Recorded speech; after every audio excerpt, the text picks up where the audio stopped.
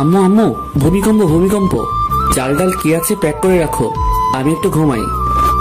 ও আম্মু, ভূমিকম্প। কি? ভূমিকম্প কোথায়? এখনই তো হলো, তুমি কই ছিলা? ওরে বান্দর, ভূমিকম্প আবার কখন হলো? খেয়াল করে দেখো, আবার শুরু হয়েছে। তোর মোবাইলে ভূমিকম্প হচ্ছে। কে করছে দেখো। আমি কেন তোর ফোন রিসিভ করব? এত সাধু সাজতে হবে না, আমি জানি তুমি আমার মোবাইল সবসময় চেক করো, তাহলে আজকে রিসিভ করছো না কেন? ফোন রিসিভ করে কথা বলো, আমি ঘুমাই। সারা জীবন তো ঘুমাইলি, মানুষ তোর হইলি না। আম্মু, আমি কি মানুষ না? তুই দেখতে মানুষের মতো, কিন্তু মানুষ না। ওকে ওকে, বুঝতে পারছি কেন বাস খাচ্ছি। তুমি যাও, ঘুম থেকে উঠতেছি। হাই, আমি বান্দর থুক্কু। বাবা মার দেয়া নাম আরফিন সুমন, আর সবাই ডাকে Romeo. So I am mister Romeo. আর যার সাথে কথা বলছিলাম উনি আমার আম্মু।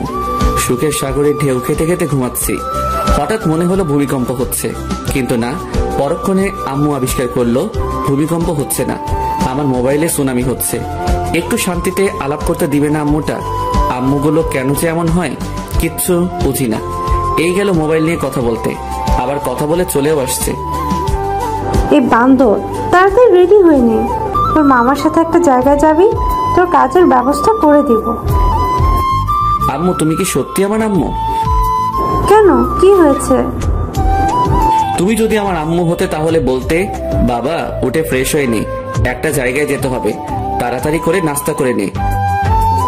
বান্দর পোলা, বকবক না করে তাড়াতাড়ি রেডি হয়ে নে। উঠতেছি উঠতেছি, যাও তুমি। নাস্তা শেষ করে মিস্টার কাজল মামার সাথে বের হলাম, দেখি না কি হয়, কি কাজের ব্যবস্থা করলে একটু দেখি।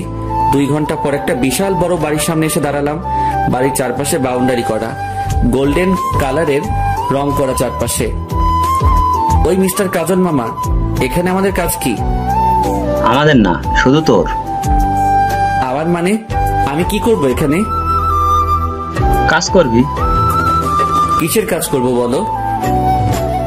যেটা ঠিক করা হয় কথা বলে সেটা করবি। ঠিক করা মানে? আমি আগে থেকে বলে দিচ্ছি, আমি বাড়ির কেয়ারটেকারের কাজ করতে পারবো না বলে দিলাম।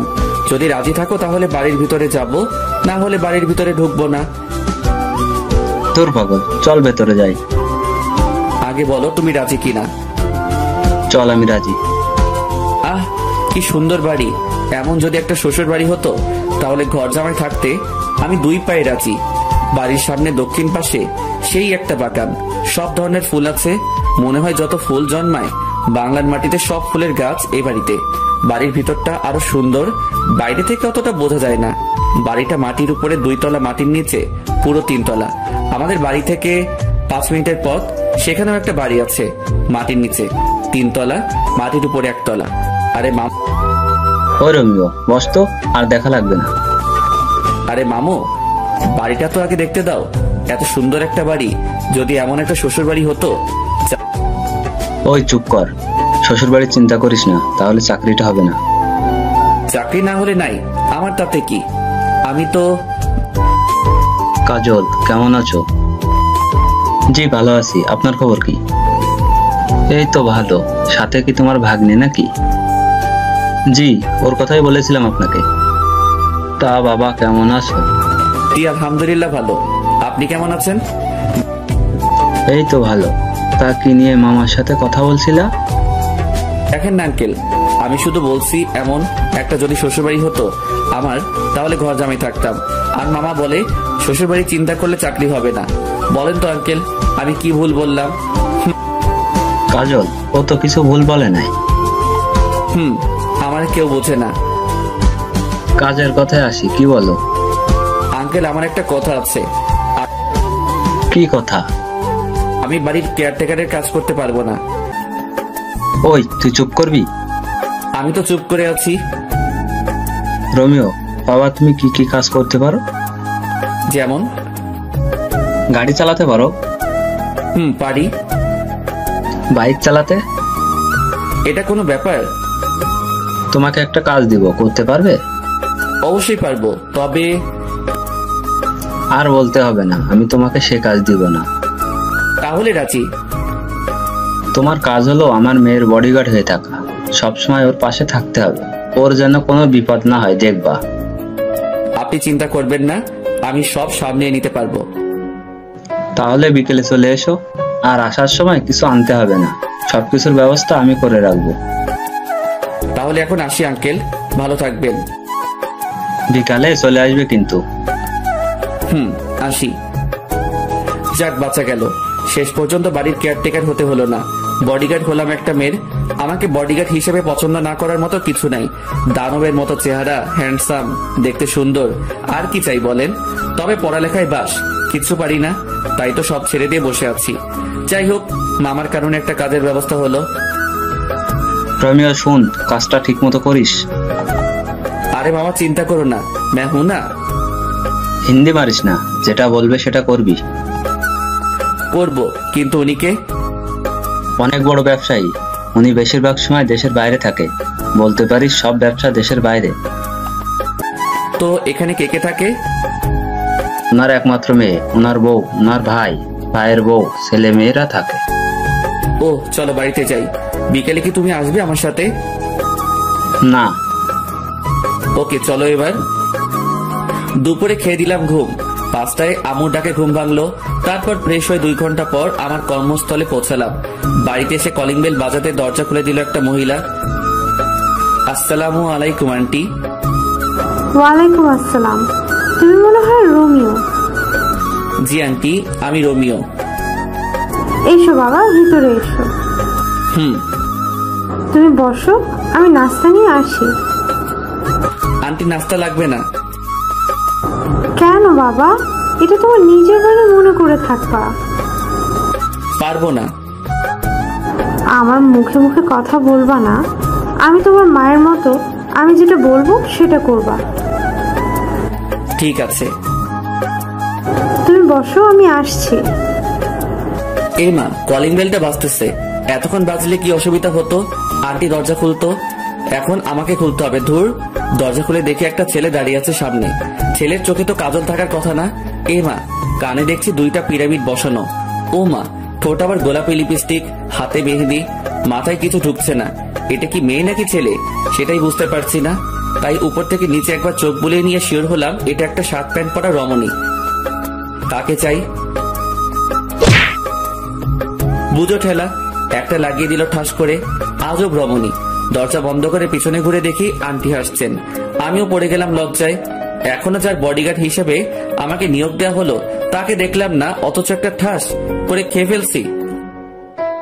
আন্টি, আপনি হাসছেন? আমি এখনো তাহারে দেখতে পেলাম না, যাহার জন্য বডিগার্ডের চাকরি পেলাম। এখন যার হাতে একটা খেয়েছো উনি সে। প্রথম দিনে একটা খেয়ে নিলাম, না জানি পরে কি হবে। ওকে কিন্তু তোমার সামলাতে হবে, পারবে তো?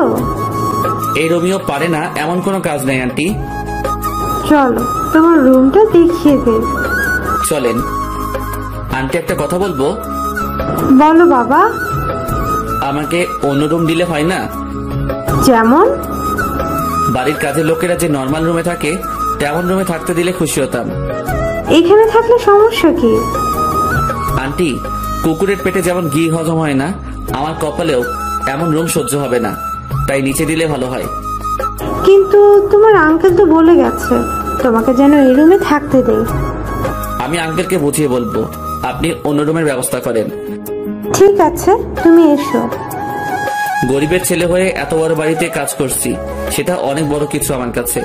যেই রুমে আমাকে থাকতে দিতে বলছে আঙ্কেল, সেই রুমে আমাদের পুরো পরিবার থাকতে পারবে। এত কিছু সহ্য হবে না। বেশি আরামে থাকতে গেলে পরে সবকিছু হারাম হয়ে যাবে। কথায় কথায় আন্টির থেকে নামটাও জেনে নিলাম, সালমা আক্তার জলি। আমাকে যার জন্য নিয়োগ করা হয়েছে তার নাম সালমা আক্তার জলি। অনেক রাগী বদমেজাজি একটা মেয়ে। আন্টি, একটা কথা বলবো? বলো, তবে পরবর্তীতে অনুমতি চাইবে না। আচ্ছা, ওনাকে উপরে দিলেন কেন? নিচে এত সুন্দর রুম থাকতে। ওর জন্য সব জায়গায় একটা করে রুম আছে, যেখানে ইচ্ছে সেখানে থাকে সে।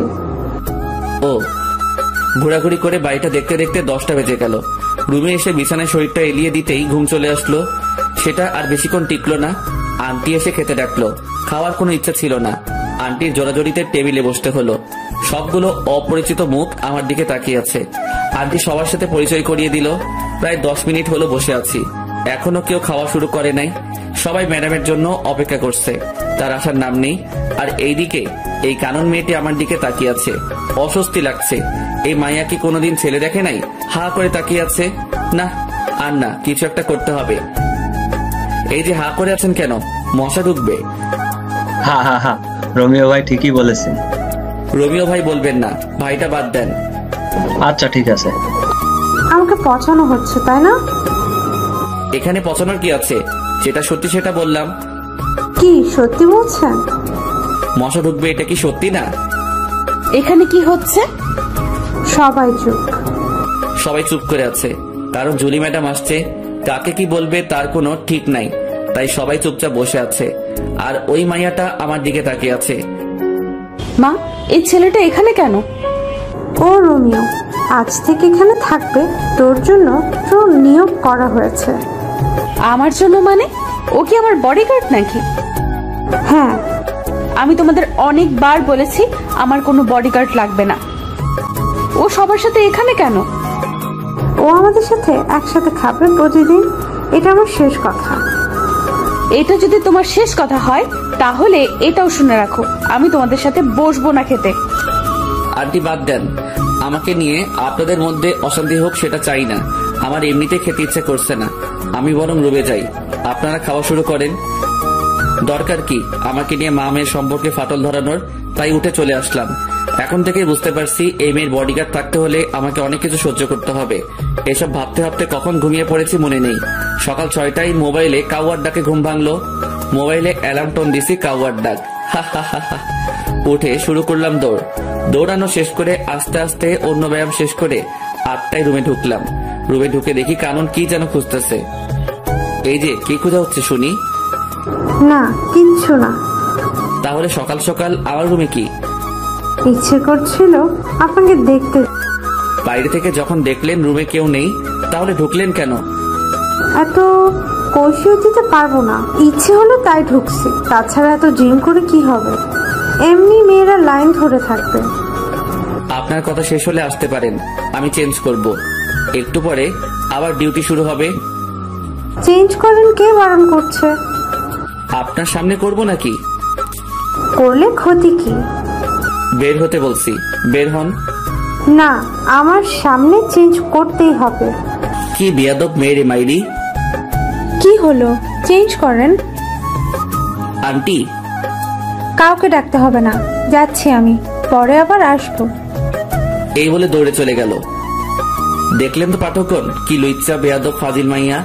ফ্রেশ হয়ে নাস্তা করে দাঁড়িয়ে আছি জুলি ম্যাডামকে নিয়ে। ভার্সিটিতে যেতে হবে, অনার্স প্রথম বর্ষে পড়ছে। ওনার সামনে আমি হাঁটছি, বাইরে গাড়ি রেডি করা আছে। গিয়ে দরজা খুলে দিলাম, ভিতরে ঢুকে বসে পড়লো। আমি আল্লাহর নাম নিয়ে গাড়ি চালানো শুরু করলাম। 35 মিনিট পর গাড়ি নিয়ে ভার্সিটির গেটে পৌঁছালাম।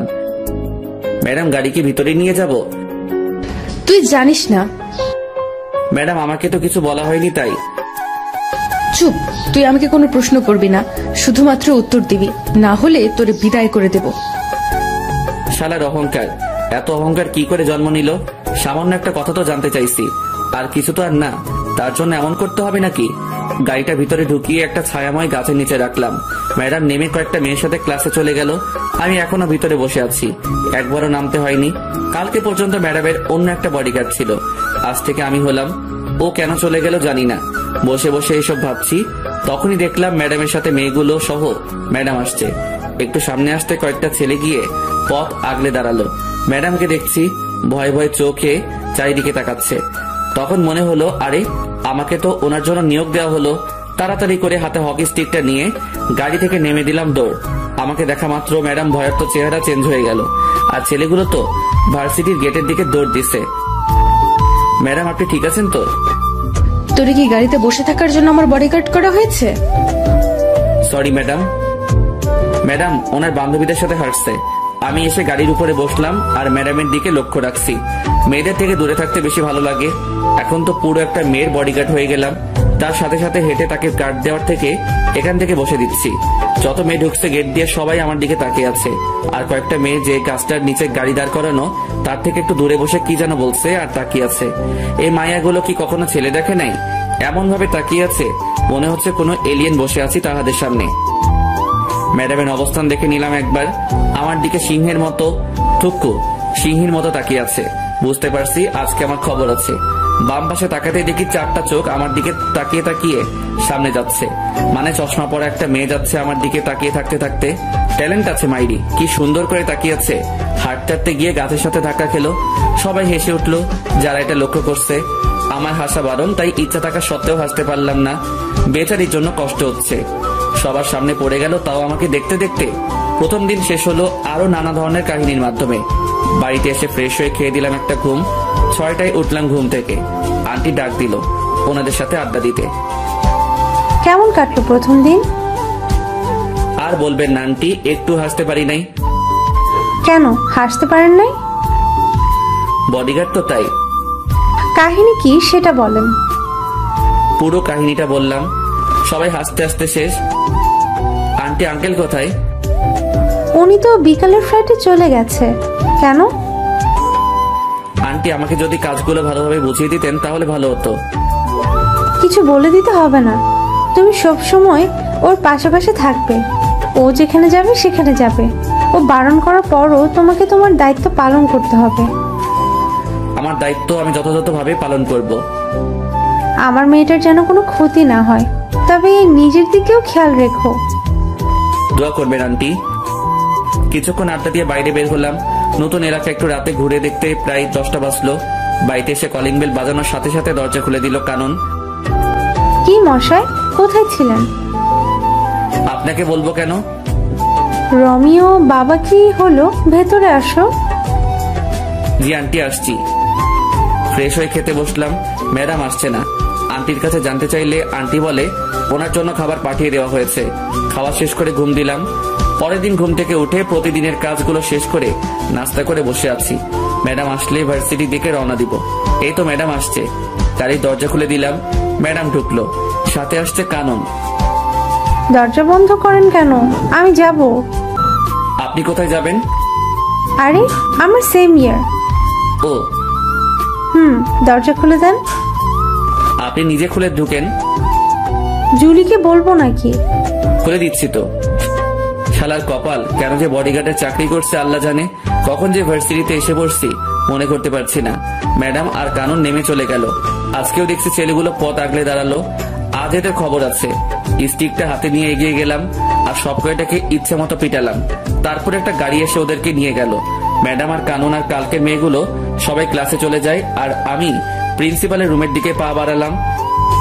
30 মিনিট কথা বলার পর স্যার রাজি হলো। কথা বলছিলাম ম্যাডামের জন্য। ওনার বডিগার্ড হলাম মাত্র 2 দিন হলো। এর মধ্যে 2বার বিপদের মুখে পড়লো, তাই আর কোনো রিস্ক নিতে চাইলাম না। স্যারের সাথে কথা বলে অন্য সব স্যার ম্যাডামের সাথে আলোচনা করে সিদ্ধান্ত হলো যে ম্যাডামের সাথে ক্লাসে আমিও থাকবো।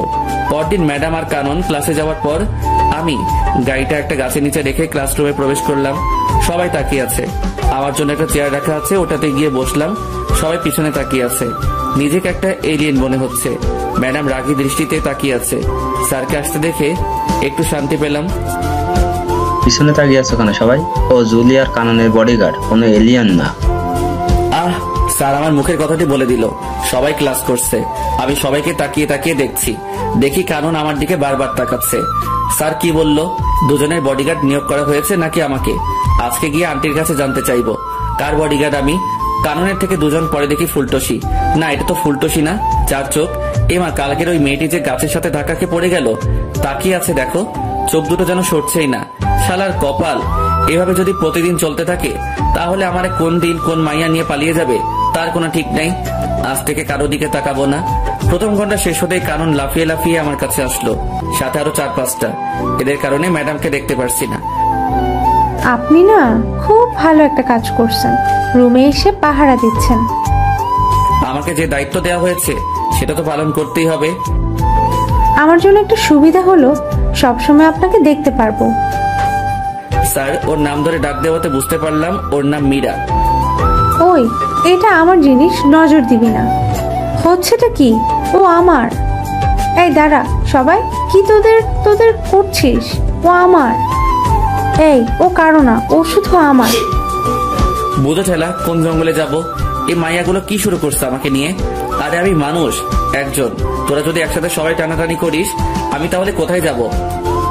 এই কি ভাবছো? তুমি শুধু আমার। আপনাদের এসব বাদ দিবেন। আমি এখানে এসেছি ম্যাডামকে পাহারা দিতে, আপনাদের সাথে প্রেম করতে না। দূরে গিয়ে মরেন। আর মিস কানন, আপনার নামে বাড়িতে বিচার দিব।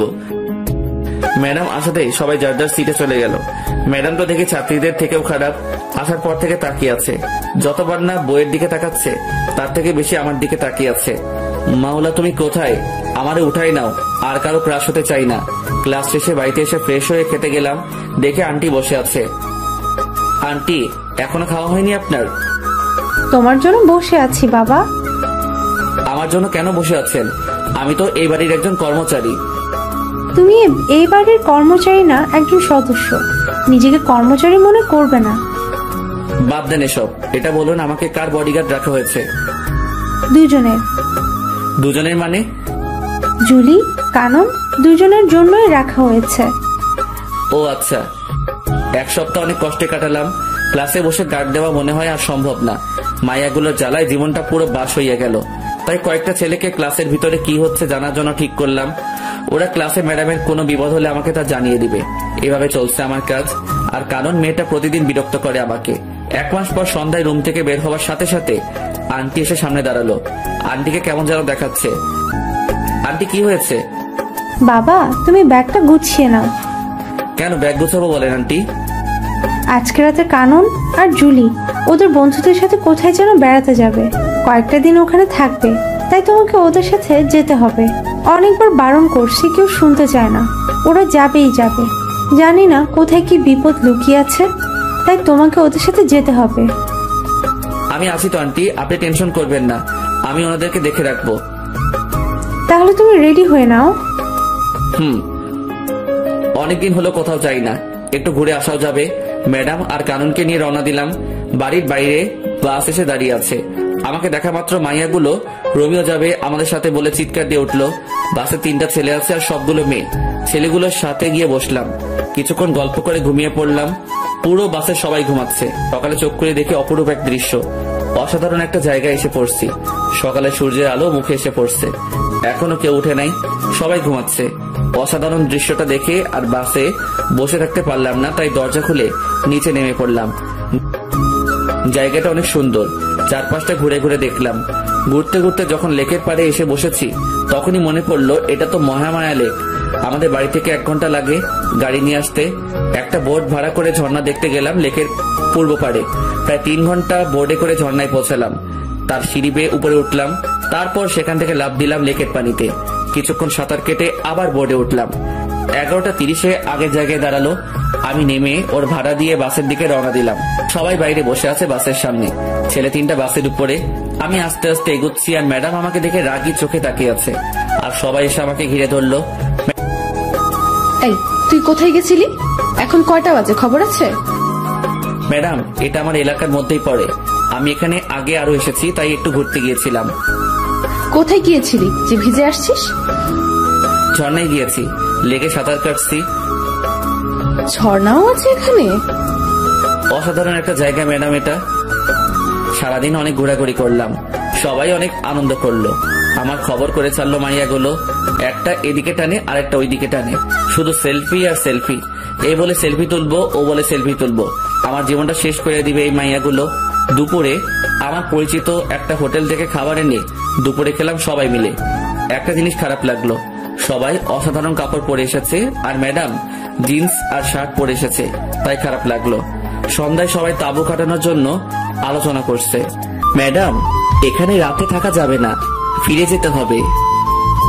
কেন, কি হয়েছে? এই জায়গাটা দিনে যতটা সুন্দর, রাতে ততটা ভয়ঙ্কর। আমরা এত মানুষ, কোনো কিছু হবে না। আপনাদের যদি থাকতে মন চায় তাহলে আপনারা থাকতে পারেন, আমি থাকবো না। তুই এখানে থাকবি, কোথাও যেতে পারবি না। এখানে থাকা সম্ভব না, আমি থাকবো না, ব্যাস। কোথায় যাবি? আমি আমার বাড়িতে চলে যাব। তুই আমার বডিগার্ড, আমি যা বলবো তাই করবি। আমি এক্ষুনি আন্টির সাথে কথা বলবো, আন্টি যা বলবে তা করব। Hello aunty. কি হয়েছে বাবা? আন্টি, এখানে থাকার কোনো জায়গা নেই। ম্যাডাম বলছে এখানে তাঁবু খাটাতে, কিন্তু জায়গাটা খুব খারাপ। সন্ধ্যার পর একটা মানুষের চিহ্ন থাকে না। এখন কি করব? আমি পারবো না এখানে থাকতে। তুমি কি জায়গাটা চিনো? আমাদের এখানে জায়গাটা। তুমি মোবাইল দাও জুলিকে। মাথা খারাপ নাকি? জীবনেও তো থাকবো না এখানে রাতে। এই জায়গায় যে থেকেছে রাতে সেই মরেছে। আমি বাবা এসবের মধ্যে নাই। এখনো বিয়ে করি নাই। বিয়ের আগে আমি পরলোক গমন করতে চাই না। কত স্বপ্ন ছিল, একটা বিয়ে করব, একটা ফুটবল টিমের বাবা হব। হে খোদা, আমি উপরে যেতে চাই না। আমি বাড়ি যাব। ওই কি বিড়বিড় করছিস? আমি মরতে চাই না। আমারই নিও না খোদা। ওই উল্টাপাল্টা কি বলিস? না ম্যাডাম, কিছু না। কথা বল। হ্যালো যমরাজ। রোমিও, কি হয়েছে বাবা? আমি তোমার আন্টি বলতেছি। ও আন্টি বলেন। তুমি সবাইকে নিয়ে চলে আসো। ধন্যবাদ আন্টি, আমি সবাইকে নিয়ে আসতেছি। সাবধানে এসো। ওই ড্রাইভার ভাই, তাড়াতাড়ি বাস চালু করো। নিজে বাসলে আম্মুর নাম থুক্কু, বাপের নাম। অবশেষে বাড়িতে এসে ঢুকলাম। সবাই বসে আছে। আন্টি প্রশ্নের উপর প্রশ্ন করছে, প্রশ্নের ভিতরে প্রশ্ন, প্রশ্নের বাইরে প্রশ্ন করেই যাচ্ছে। আন্টি কোনো প্রশ্নের উত্তর দিতে পারবো না, ঘুমাবো। সেই একটা ঘুম দিলাম। সকালে উঠে প্রতিদিনের কাজ শেষ করে বাড়িতে আসার সাথে সাথে আন্টি আবার শুরু করলো। রোমিও বাবা, ওখানে কি হয়েছে? কিছু হয়নি আন্টি। তাহলে ফিরে আসলে কেন? আন্টি, জায়গাটা ভয়ঙ্কর। রাতে যে সেখানে থাকতে চাইছে, পরদিন তাকে আর পাওয়া যায়নি। দিনে জায়গাটা যতটা সুন্দর, রাতে ততটা ভয়ঙ্কর। এত জলদি ভয়ঙ্কর হয়? তাহলে তুমি যে পানিতে সাঁতার কাটলে কেন? আবার কোথায় ঝর্ণা ছিল সেখানেও গিয়েছো? আমার অবস্থা খারাপ হয়ে গিয়েছিল পানিতে নামার পর। কেন? ওই লেকের পানিতে যারা সাঁতার কাটতে নামছে তাদের অনেককে আর পাওয়া যায়নি। পানির নিচে তলিয়ে গেছে। কয়েকদিন পর পর লাশগুলো ভেসে উঠত, কিন্তু মানুষগুলোকে ডুবুরিরাও খুঁজে পায়নি। তাহলে তুই নামতে গেলি কেন ওই লেকের পানিতে? লোভ সামলাতে পারি নাই সাঁতার কাটার, তাই নেমে পড়েছিলাম। ও ছিল বলে আজকে তোরা সবাই বেঁচে গেলি, না হলে তো আর খুঁজেই পেতাম না তোদের। ম্যাডাম, গাড়ি বের করবো? ভার্সিটিতে যাবেন? না, আজকে কোথাও যাবে না কেউ। ঠিক আছে আন্টি। 2 দিন পর সকালে ব্যায়াম করে রুমে ঢুকে দেখি কারণ বসে আছে। এই মাইয়া এখানে কেন? কি চাই আপনার? তোমাকে চাই রোমিও। আমি আমার কারো হতে পারবো না। তোমাকেই যে আমার হতে হবে। মাথা খারাপ করবেন না, জানতো। রিলেশন শুরু হওয়ার আগে জান বলে ডাকছো? এত বেশি বুঝেন কেন? আপনাকে যেতে বলছে এখান থেকে। আমি যাব না। কি করবা? বাইরে যাবেন নাকি আপনার আম্মুকে ডাকবো? ডাকো। আপনার আম্মুকে কি বলে ডাকবো বলেন তো? আমি তো জানি না। জানো না কেন? বিয়ে করি নাই তো, তাই সম্পর্কের প্যাচগুলো বুঝি না। বিয়ে করে ফেলো। বিয়ের কথা পরে আসবে, আগে বলেন আপনার আম্মুকে কি বলে ডাকবো? শাশুড়ি মা বলে ডাকবে। তাহলে ডাকি। শাশুড়ি মা। আরে আরে, কি করো? আন্টি বলে ডাকবা। এবার বাইরে যান, আমি ফ্রেশ হব। ভার্সিটি যাবেন না? যাবো তো। তাহলে গিয়ে রেডি হয়ে নিন, আমিও রেডি হয়ে নেই। আমি এখানে থাকবো। আরে আপনি যাবেন নাকি আন্টিকে ডাকবো? ডাকো, দেখি পারো কিনা। আন্টি। কেউ সাড়া দেয় নাই তো? না। দিবেও না। কেন? সবাই তো উপরে। কি হয়েছে রোমিও? আন্টি ওনাকে নিয়ে যান, আমাকে রেডি হতে দিচ্ছে না। সব সময় এমন করে, ওনার নির্যাতন সহ্য করতে পারছি না। ওই কানন, বের হও বলছি। দেখে নিব তোমারে। আন্টি উনি যদি আবার কোনো ফাইজলামি করে তাহলে কিন্তু আমি ওনার বডিগার্ড থাকতে পারবো না। ও যদি আবার এমন করে তাহলে ওর পড়ালেখা বন্ধ করে দিব। আন্টি এত কিছু করতে হবে না, আমি দেখব। নাস্তা শেষ করে গাড়ির দরজা খুলে দিয়ে বসে আছি। ম্যাডাম আর কানন আসলে ভার্সিটির পথে রওনা দিব। প্রায় 10 মিনিট পর আসলো দুজনে। ম্যাডাম পিছনে উঠে বসে পড়লো, আর কানন ফৈন্নিটা আমার সাথে সামনে বসছে। আপনি এখানে কেন? পিছনে যান। যাব না। কি করবা? কি করব মানে? আমার ম্যাডাম বসছে পিছনে, আর আপনার সাহস কি করে হয় আমার সাথে বসার? ওই চুপচাপ গাড়ি চালাও, বেশি কথা বলবা না। আজ থেকে আমি এইখানে বসবো। তাহলে আমি গাড়ি চালাবো না, ড্রাইভার গাড়ি চালাবে, আর আমি আপনি যে সিটে বসছেন ওইটাতে বসবো। তোমার ভাব বেশি, তাই না? এত সুন্দরী একটা মেয়ে পাশে বসলে ছেলেরা হিরো হয়ে যায়, আর তুমি ভাব দেখাচ্ছ। আপনি সুন্দর? কে বলছে? আপনাকে মনে হয় কোনো অন্ধ ব্যক্তি সুন্দর বলছে। এই বান্দর পোলা, কথা ঠিক করে বলো। যাক বাচ্চা গেল। পিছনের সিটে গিয়ে বসছে। পিছনে তাকিয়ে দেখি ম্যাডাম হাসতে হাসতে সিটে শুয়ে পড়ছে। আমি গাড়িটা স্টার্ট করলাম। জানি কানন আমাকে ভালোবাসতে শুরু করছে। যে সম্পর্কের ভবিষ্যৎ নেই, সেই সম্পর্কের কোনো মূল্য নেই আমার কাছে। তাই বাদ সবকিছু। ক্লাসরুমে গিয়ে বসছি আমার সিটে, যেটা আমার জন্য রাখা হয়েছে। ঠিক তখনই গুলু চার চোখটা এসে শুরু করলো। এই, তুমি অন্য মেয়েদের দিকে তাকাও কেন? শুধু আমার দিকে তাকিয়ে থাকবে। জানো, তোমাকে দেখার জন্য প্রতিদিন আমি অপেক্ষা করি। প্রথম যেদিন তোমাকে দেখছি সেদিন তো গাছের সাথে ধাক্কাও খেলাম।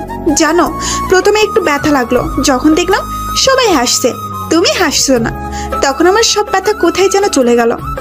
এই, হা করে আছো কেন? তারপর কি হলো? তারপর আর কিছু নাই। তুমি শুধু আমার। তোমার জন্য আমি সারা জীবন অপেক্ষা করতে পারবো রোমিও। আমিও অপেক্ষা করতে পারবো, শুধু তুই না। আমি তোমার জন্য মরতেও রাজি রোমিও। শালার কপাল, এই মায়াগুলো আমারে জ্বালিয়ে মারবে দেখছি। 2-1 নাম জানি, আর কারো নামটাও জানি না। সবাই প্রপোজ করতেছে, শুধু ম্যাডাম ছাড়া। ওই সবাই দূরে গিয়ে মর। ও আমার বডিগার্ড।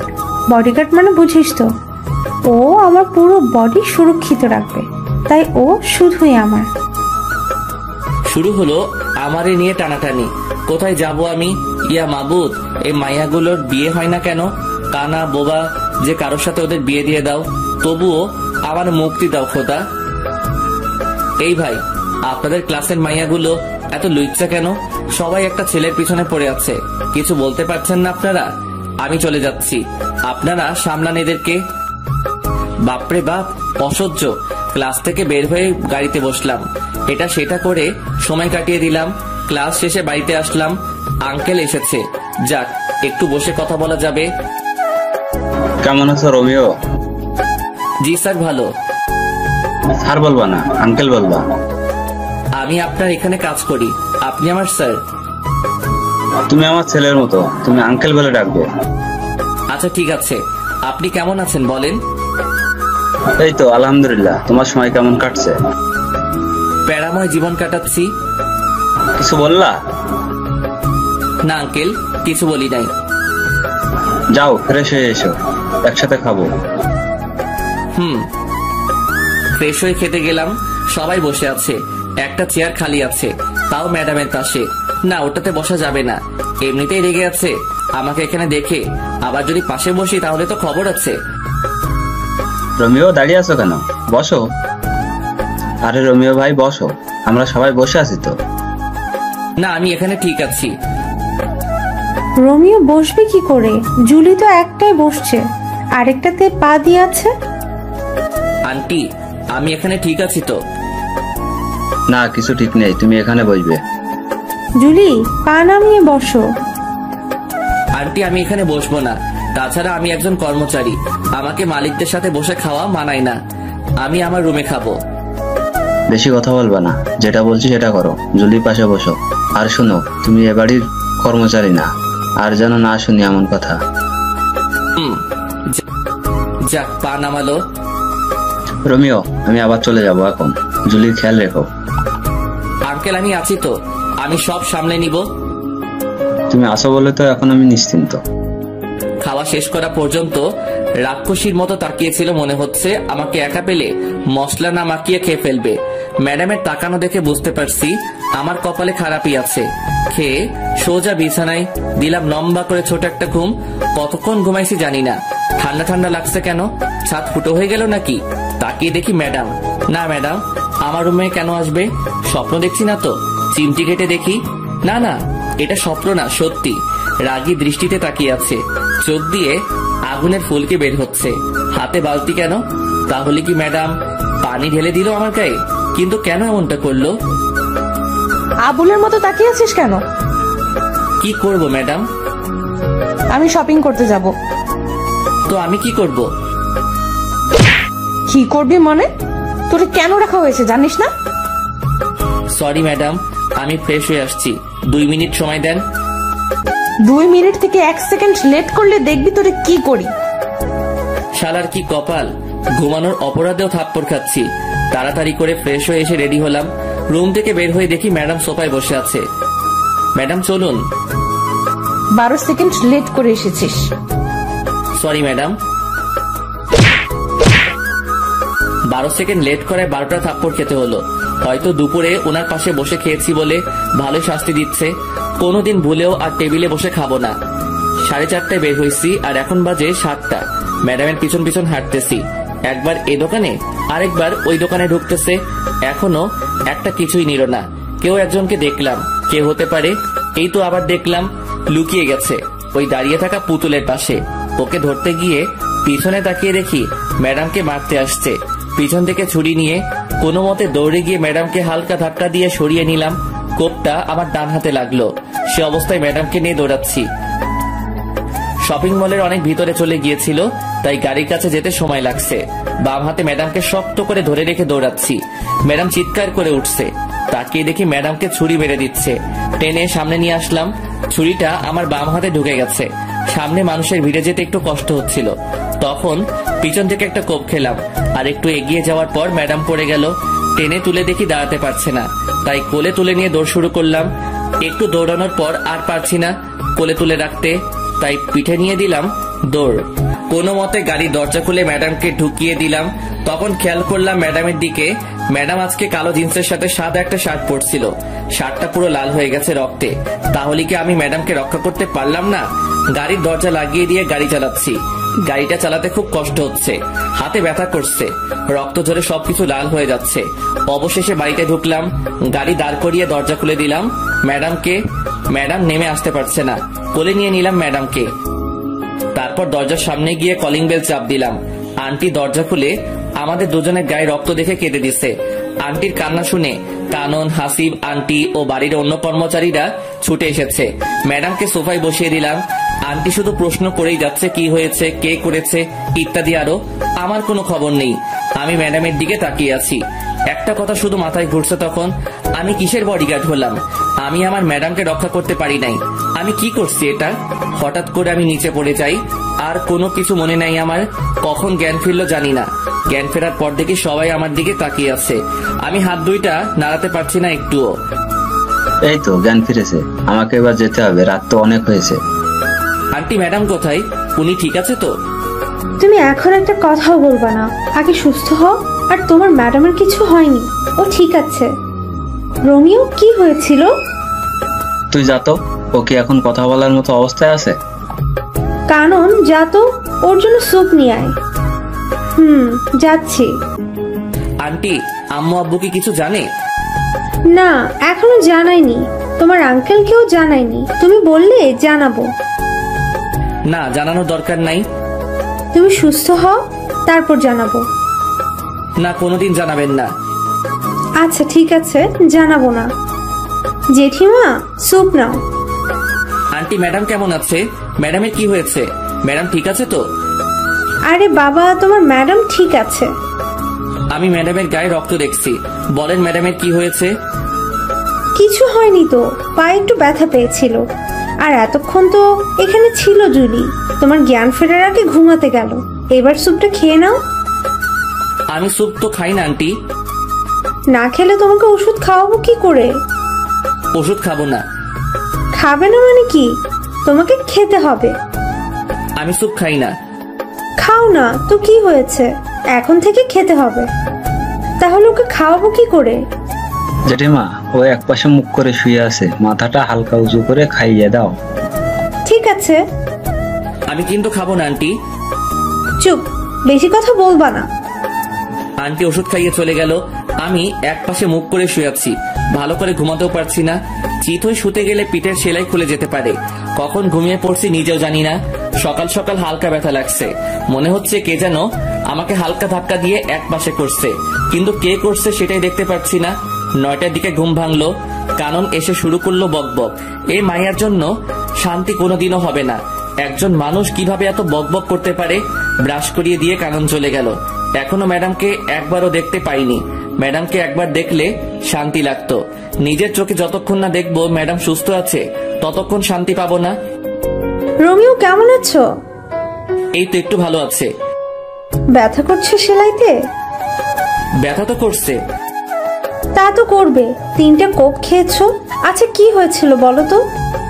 ম্যাডাম বলল শপিং করতে যাবে, তাই নিয়ে গেলাম। দোকানগুলো ঘুরে ঘুরে দেখছিল, কিন্তু হঠাৎ করে হামলা করলো। অনেক কষ্টে পালিয়ে আসছি। এত রাত পর্যন্ত শপিং মলে কি করছিলে? সেটা তো ম্যাডাম জানে। ম্যাডাম কিছু নিচ্ছে না, শুধু ঘুরছে। একটা দোকানে গিয়ে যখন বসছে তখনই হামলা হলো। যা হওয়ার হয়েছে, এবার নাও, নাস্তা করে নাও। আন্টি নিজের হাতে নাস্তা খাইয়ে ওষুধ খাইয়ে দিয়ে চলে গেল। 5 দিন পর সেলাই খুলে দেওয়াতে একটু আরাম করে ঘুমাতে পারছি, বসতে পারছি, হাঁটতে পারছি। তবে রুমের বাইরে যেতে দেয় না, কেউ না কেউ এসে বাধা দিয়েই দিবে। তবে এখনো ম্যাডামকে দেখতে পারলাম না। ম্যাডাম কোথায়, কি করছে কিছু জানি না। 18 দিন পর সুস্থ হলাম। সকালে ঘুম থেকে উঠে আস্তে করে দৌড়াচ্ছি, জিম করছি। অনেক কষ্ট হচ্ছে সব করতে, কিন্তু কি করব?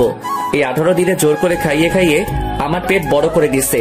এত বড় পেট দেখতে খুব খারাপ লাগছে। বাড়িতে এসে ঢুকলাম মাত্র, সাথে সাথে শুরু হলো আন্টির ঝাড়ি। রোমিও, তুমি অসুস্থ শরীর নিয়ে কোথায় গিয়েছিলে? আন্টি একটু দৌড়াতে গিয়েছি, আর আমি এখন পুরো সুস্থ আছি। আজ থেকে আমি আবার আমার কাজ করব। তুমি কোথাও যাবে না, আরো কিছুদিন যাক। না আন্টি, আমি আমার কাজ করব আজ থেকে। আমি পুরো সুস্থ। তোমার যা ইচ্ছে তাই করো, আগে নাস্তা করে নাও। ফ্রেশ হয়ে নাস্তা করে নিলাম। এই তো ম্যাডাম আসছে। অনেকদিন পর দেখলাম ম্যাডামকে। যা বাবা, আমি আবার কি করলাম? রাগী চোখে তাকিয়ে আছে কেন সেটাই তো বুঝতেছি না। শালার কপাল, ম্যাডামের রাগী চোখে তাকিয়ে থাকার কারণটা কি বুঝতে পারলাম না।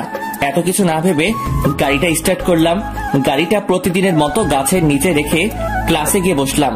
অনেকদিন পর আসাতে মায়াগুলো শুধু প্রশ্নের উপর প্রশ্ন করে যাচ্ছে।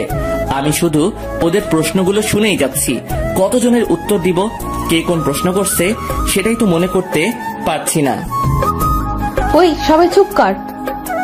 আমার বাবুটার এত বড় একটা বিপদ গেল, আর তুই আমাকে একটুও জানালি না। তোরে জানিয়ে কি করব? তুই কি ওরে সুস্থ করে দিতে পারবি নাকি? ও না পারলেও আমি পারবো। আমি ওকে আর তোদের বডিগার্ডের কাজ করতে দিব না। ওই চুপ, তোদেরকে আগেও বলছি ও শুধুই আমার। আর কেউ যদি ডিস্টার্ব করিস তাহলে তোদের খবর আছে বলে দিলাম। কারণ তুই যেমন করছিস যে মনে হচ্ছে ও তোর হবু বর, আর যার জন্য এত কিছু করলো সে তো ফিরেও দেখে নাই। সেটা ওর ব্যাপার। এই মাইয়াগুলো প্রতিদিন বিরক্ত করেই চলছে। ওদের জন্য কোথাও শান্তি নাই। যেখানে যাই সেখানেই ওদের জ্বালাতন করে যাচ্ছে। প্রায় 1 মাস পরে ম্যাডাম আর কানন ক্লাসে গেল। আমি বাইরে বসে আছি। ওদের জ্বালায় ক্লাসে থাকতে পারছি না। একদিন ক্লাসে থাকলে একদিন বাইরে থাকতে হয়। গাড়িতে বসেছিলাম, কেন যেন গাড়ি থেকে মাথা বের করে পিছনে তাকালাম। তখনই দেখলাম 2 মাস আগে যে ছেলেদের মারছি ওরা আসছে। ওদের সাথে আরো অনেকে আসছে। গাড়িটা জোরে চালিয়ে সিঁড়ির সামনে নিয়ে গেলাম। দরজা খুলে রেখে তাড়াতাড়ি দৌড়ে একতলায় ম্যাডামদের রুমে গেলাম। সবাই আমাকে দেখে তাকিয়ে আছে। দৌড়ে আসাতে হাঁপাচ্ছি তাই। কি হয়েছে রোমিও, এমন করছো কেন? তাড়াতাড়ি চলেন। আরে কোথাও যাব সেটা তো বলবে। এত সময় হাতে নেই। ম্যাডাম আর কারণের হাত ধরে দৌড় দিলাম। ওদেরকে উপরে আসতে দেখে অন্যদিকে গিয়ে অন্য সিঁড়ি দিয়ে নেমে পড়লাম। তারপর গাড়িটা চালানো শুরু করলাম। ওরাও গাড়ি নিয়ে তাড়া করলো, কিন্তু ধরতে পারে নাই। তাই এবার আর কোনো বিপদ হলো না। ওরার উপর কেন এত হামলা হচ্ছে সেটাই বুঝতে পারছি না। কি চাই ওরা, কিছুই তো বুঝলাম না। বাড়িতে এসে দেখে আঙ্কেল এসেছে। আসসালামু আলাইকুম আঙ্কেল। ওয়ালাইকুম আসসালাম। বাবা কেমন আছো? এই তো আঙ্কেল, আপনাদের দোয়ায় ভালো আছি। আপনি কেমন আছেন? আমিও ভালো আছি। তা তোমার কাজ কাম কেমন চলছে? জি ভালো। ভালোভাবে করো আর নিজের খেয়াল রেখো। আঙ্কেল একটা কথা বলার ছিল। কি বলবা বলো। না আঙ্কেল কিছু না। কে হামলা করে ম্যাডামের উপর সেটা জানতে চাইছিলাম। এটা জানতে চেয়ে যদি পরে কিছুদিন আগে ঘটে যাওয়া বিষয়টা যদি সামনে চলে আসে, থাক বাবা, কেঁচো খুঁজতে গিয়ে সাপ বের করার কোনো ইচ্ছে নেই।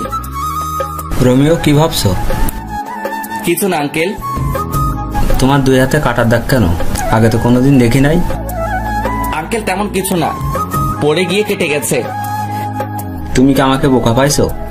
আমি দেখেছি অনেকটা কেটেছে। এটা পড়ে গিয়ে হয়নি। কি হয়েছে বলো তো। আঙ্কেল কিছু না, ফ্রেশ হয়ে আসি আমি। সত্যি করে বলো কি হয়েছে। আমি বলছি কি হয়েছে। Aunty please. রোমিও চুপ করো, আমাকে আজকে বলতে হবে।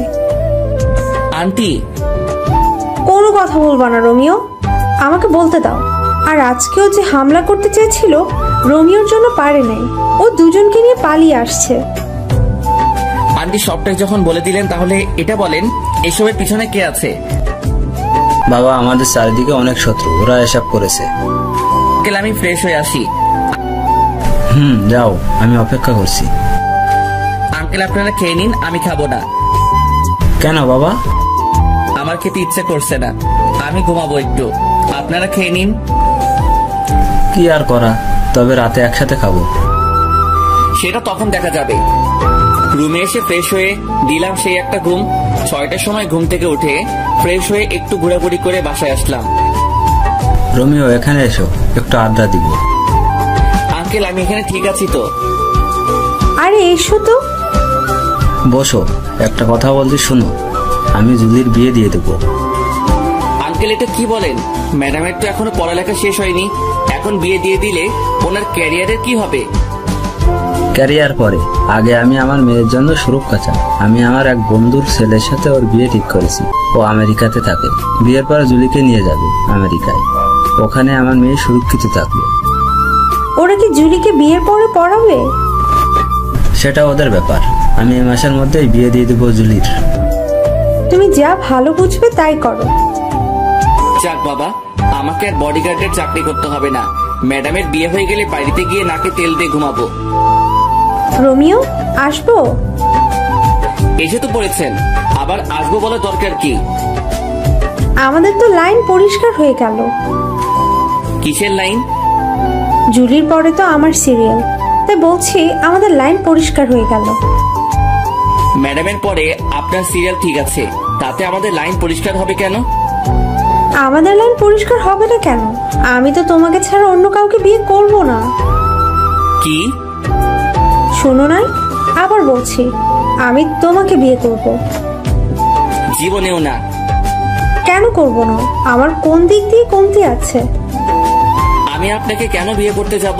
তাছাড়া আপনার মতো পেতনিকে বিয়ে করে কথা তো ভাবতেও পারি না। ওই রোমিও, আমি পেতনি না, পেতনি রানী।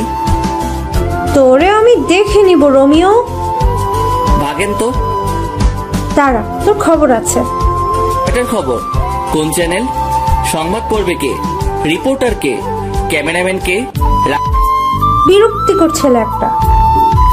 রাগে হনহন করে চলে গেল কানন। একটু লজ্জাও নাই মাইয়ার, এসে বিয়ের প্রস্তাব দিচ্ছে। আমি জীবনেও তো এই মাইয়ারে বিয়ে করব না। আমি গরিবের সন্তান, গরিবের কোনো মেয়েকে বিয়ে করব সেটাই ভালো আমার জন্য।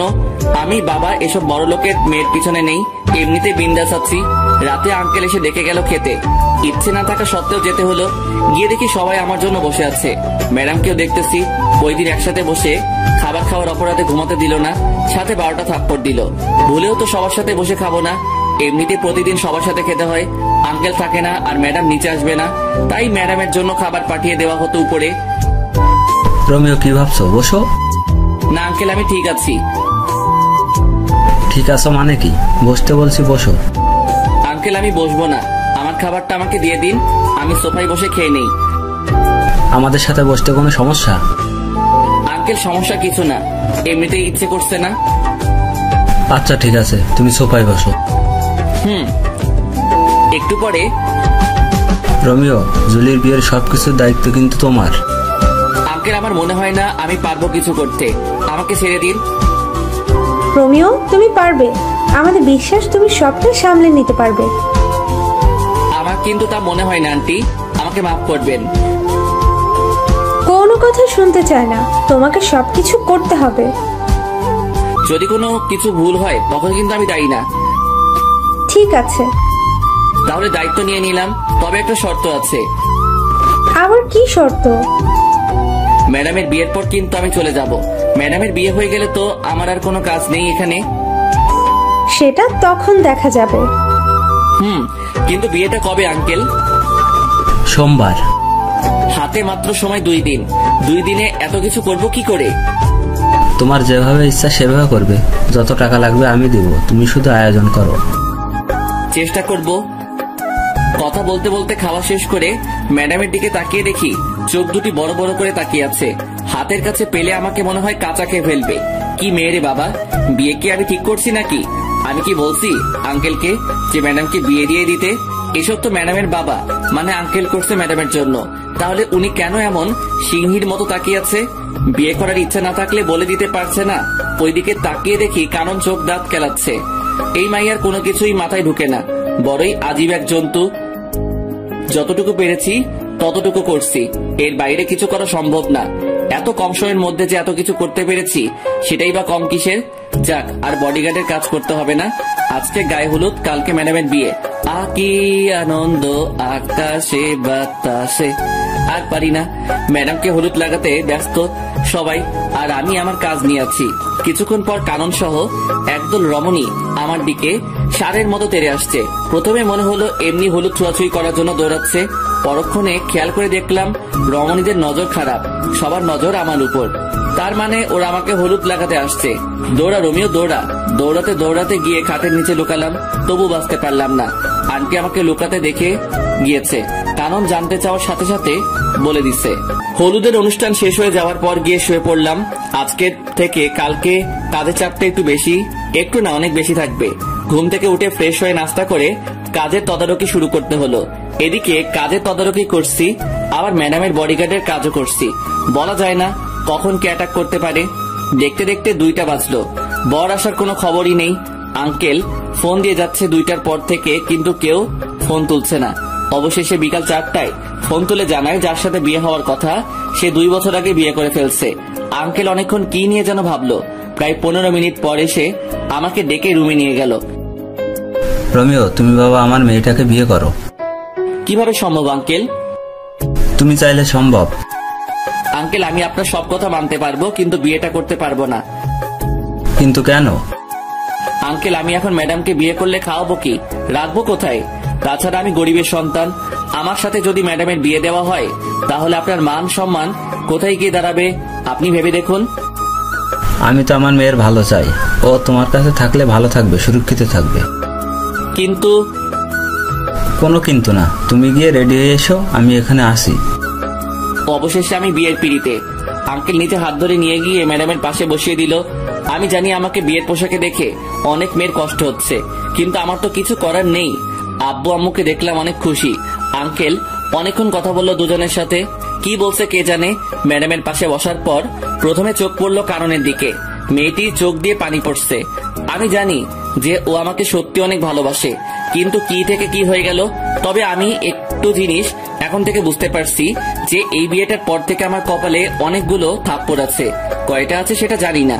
বিয়ের সব আনুষ্ঠানিকতা শেষে ম্যাডামকে রুমে নিয়ে গেল।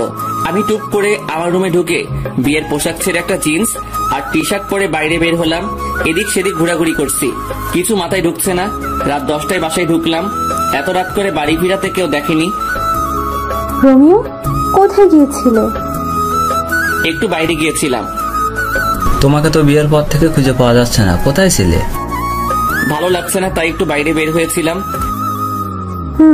বুঝলাম। এখন খেতে আসো। জি ম্যাডাম, খাবেন আন্টি? জুলি, এখন থেকে তোমার বউ ম্যাডাম না, ঠিক আছে? আর আমরা দুজনকে তুমি মা বাবা বলে ডাকবে। আগে ম্যাডাম আমাকে মেনে নিক, তারপর ভেবে দেখবো। তাও ঠিক বলছো, এখন খেয়ে নাও। কানন চুপচাপ খাচ্ছে আর বারবার আমার দিকে তাকাচ্ছে। আমি জানি মেয়েটি অনেক কষ্ট পেয়েছে। ভালোবাসার মানুষটা অন্য কারো হয়ে যেতে দেখলে কে বা ভালো থাকতে পারে। খুব কষ্ট হচ্ছে কাননের জন্য, কিন্তু আমার কিছুই করার নেই। চুপচাপ খেয়ে নিলাম।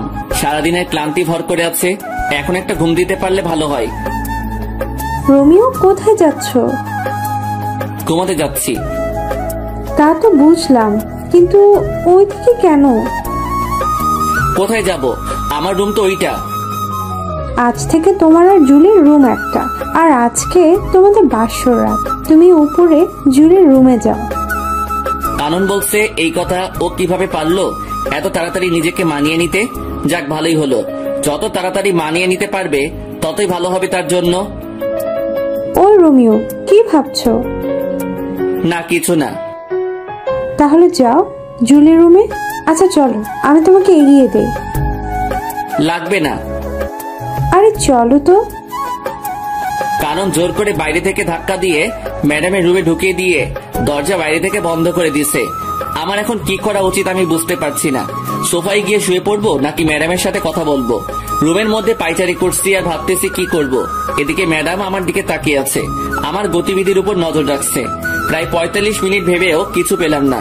আরো 5 মিনিট পর ম্যাডাম প্রথম মুখ খুলল। বান্দরের মতো লাফাচ্ছিস কেন? ম্যাডাম, লাফাচ্ছি না তো, ভাবছি। কি ভাবছিস? বলা যাবে না। না বললে নাই, তোর কথা শোনার শখ আমার নাই। ম্যাডাম, আজকের এই বিয়ের জন্য আমি দায়ী না। তাহলে কে দায়ী বল? আপনার বাবা, উনি জোর করে বিয়ে দিচ্ছে। আমি কি করব বলেন? বিয়ে দিছে শেষ, আর কোনো কথা নাই। আমি তোরে মানবো না। আমার ঠেকা পড়ছে নাকি? ওই শোন, আমি তোরে আমার বর হিসেবে মানবো না। কোনোদিন যদি স্বামীর অধিকার নিয়ে আসছিস তো সেদিন দেখবি কি করি তোরে। আমি এখন একটু ঘুমাবো, আসি। ওইদিকে কই যাস? আমার রুমে ঘুমাবো। কাননের রুমে যাবি না বলে দিলাম। ম্যাডাম, এখানে কাননের কথা আসছে কেন? তোর তো আবার ওর সাথে ভাব বেশি। এখন যদি ওর কাছে চলে যাস? তাতে আপনার কি? বেশি কথা বলবি না, যা। কোথায় যাবি? আমার ঘুম পাচ্ছে। কত বড় ফাজিল মাইয়া, নিজে তো বাসর ঘরে জায়গা দেয় নাই, আবার কারণের কথা বলছে। আমি লুইচ্চা, বদমাইশ, ইতর, চরিত্রহীন হতে পারি, তাই বলে অন্যের দিকে নজর দিব কেন? ঘরে বউ থাকতে ইস, দেখতে বউ বলে মনে হচ্ছে না, মনে হচ্ছে কোনো পরী বসে আছে বিছানায়। আচ্ছা, পরীদের তো ডানা থাকে, আমার বউয়ের কি ডানা ছিল? যদি ডানা থাকতো তাহলে তো দেখতাম। আজ প্রথম ম্যাডামকে শাড়ি পরা অবস্থায় দেখছি। অন্য মেয়েরা তো শখ করে হলেও শাড়ি পরে, কিন্তু উনি কখনো পরে নাই। কখন ঘুমিয়ে পড়ছে নিজে জানি না। সকালে দুলাভাই দুলাভাই দুলাভাই চিৎকারে ঘুমের কয়টা বাজলো খবর নেই। কে এই রমণী সকাল সকাল দুলাভাই দুলাভাই করে দরজা ধাক্কাচ্ছে? গুড মর্নিং দুলাভাই। শুধু তাকিয়ে আছি। এই মাইয়ার এমন আচরণ দেখে তো আমি পুরাই টাসকি। দুলাভাই, কি দেখছেন? আপুকে দেখেন না কালকে? না, দেখি নাই আপুকে। আমি তো নিজে নিয়ে গেলাম আপনাকে আপুর রুমে, বাসর ঘরে। তো কি হয়েছে? কি হয়েছে মানে? কালকে কি আপনি আপুর সাথে বাসর করেন নাই? কে বলছে করি নাই? করছি তো। তাহলে আপনি এখানে কেন? আপনার আপু বলছে সকাল 10টায় উঠবে। আমি যদি ওখানে থাকি তাহলে আপনি ডিস্টার্ব করলে ঘুমাতে পারবে না, তাই আমারে সকাল সকাল এখানে পাঠিয়ে দিল। দুলাভাই, আপু কি দিল কালকে রাতে? যা দিল তা তো বলা যাবে না। ভাই বলেন না, আমি ছাড়া তো কেউ জানবে না। আপনাকে বলবো কেন কালকে রাতের কাহিনী? ভাইয়া বলেন না প্লিজ। বলবো। বলেন। আমার লজ্জা করছে। ইস, মেয়েদের মতো লজ্জা পাওয়ার কিচ্ছু হয়নি, বলেন। বলবো। আরে বাবা বলেন না। বাস। কি? কালকে রাতে আপনার আপু আমারে বাস দিছে। এই কথাটা আরো আগে বলে দিলে কি হতো? আগে না বলি আর পরে বলছি, কথা তো বলছি নাকি? তা কেমন বাস দিল? লম্বা, তৈল মাখানো লম্বা লম্বা বাস দিল। ভালো করছে। এখন উঠে আসুন। আর জিম করতে যেতে হবে না, বিয়ে তো হয়ে গেছে, কেউ পড়বে না। কি মেয়ে রে বাবা, জানি মেয়েটি ফাজিল, তবে এতটা যে ফাজিল সেটা জানতাম না।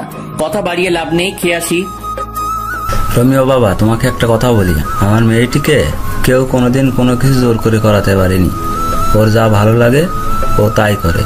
আমি জানি না ও এই বিয়েটা মেনে নিয়েছে কিনা, তবে তুমি এতদিন যেভাবে ওর পাশে ছিলে সারা জীবন সেভাবে থাকবে। আঙ্কেল আপনি চিন্তা করবেন না, আমি আছি তো।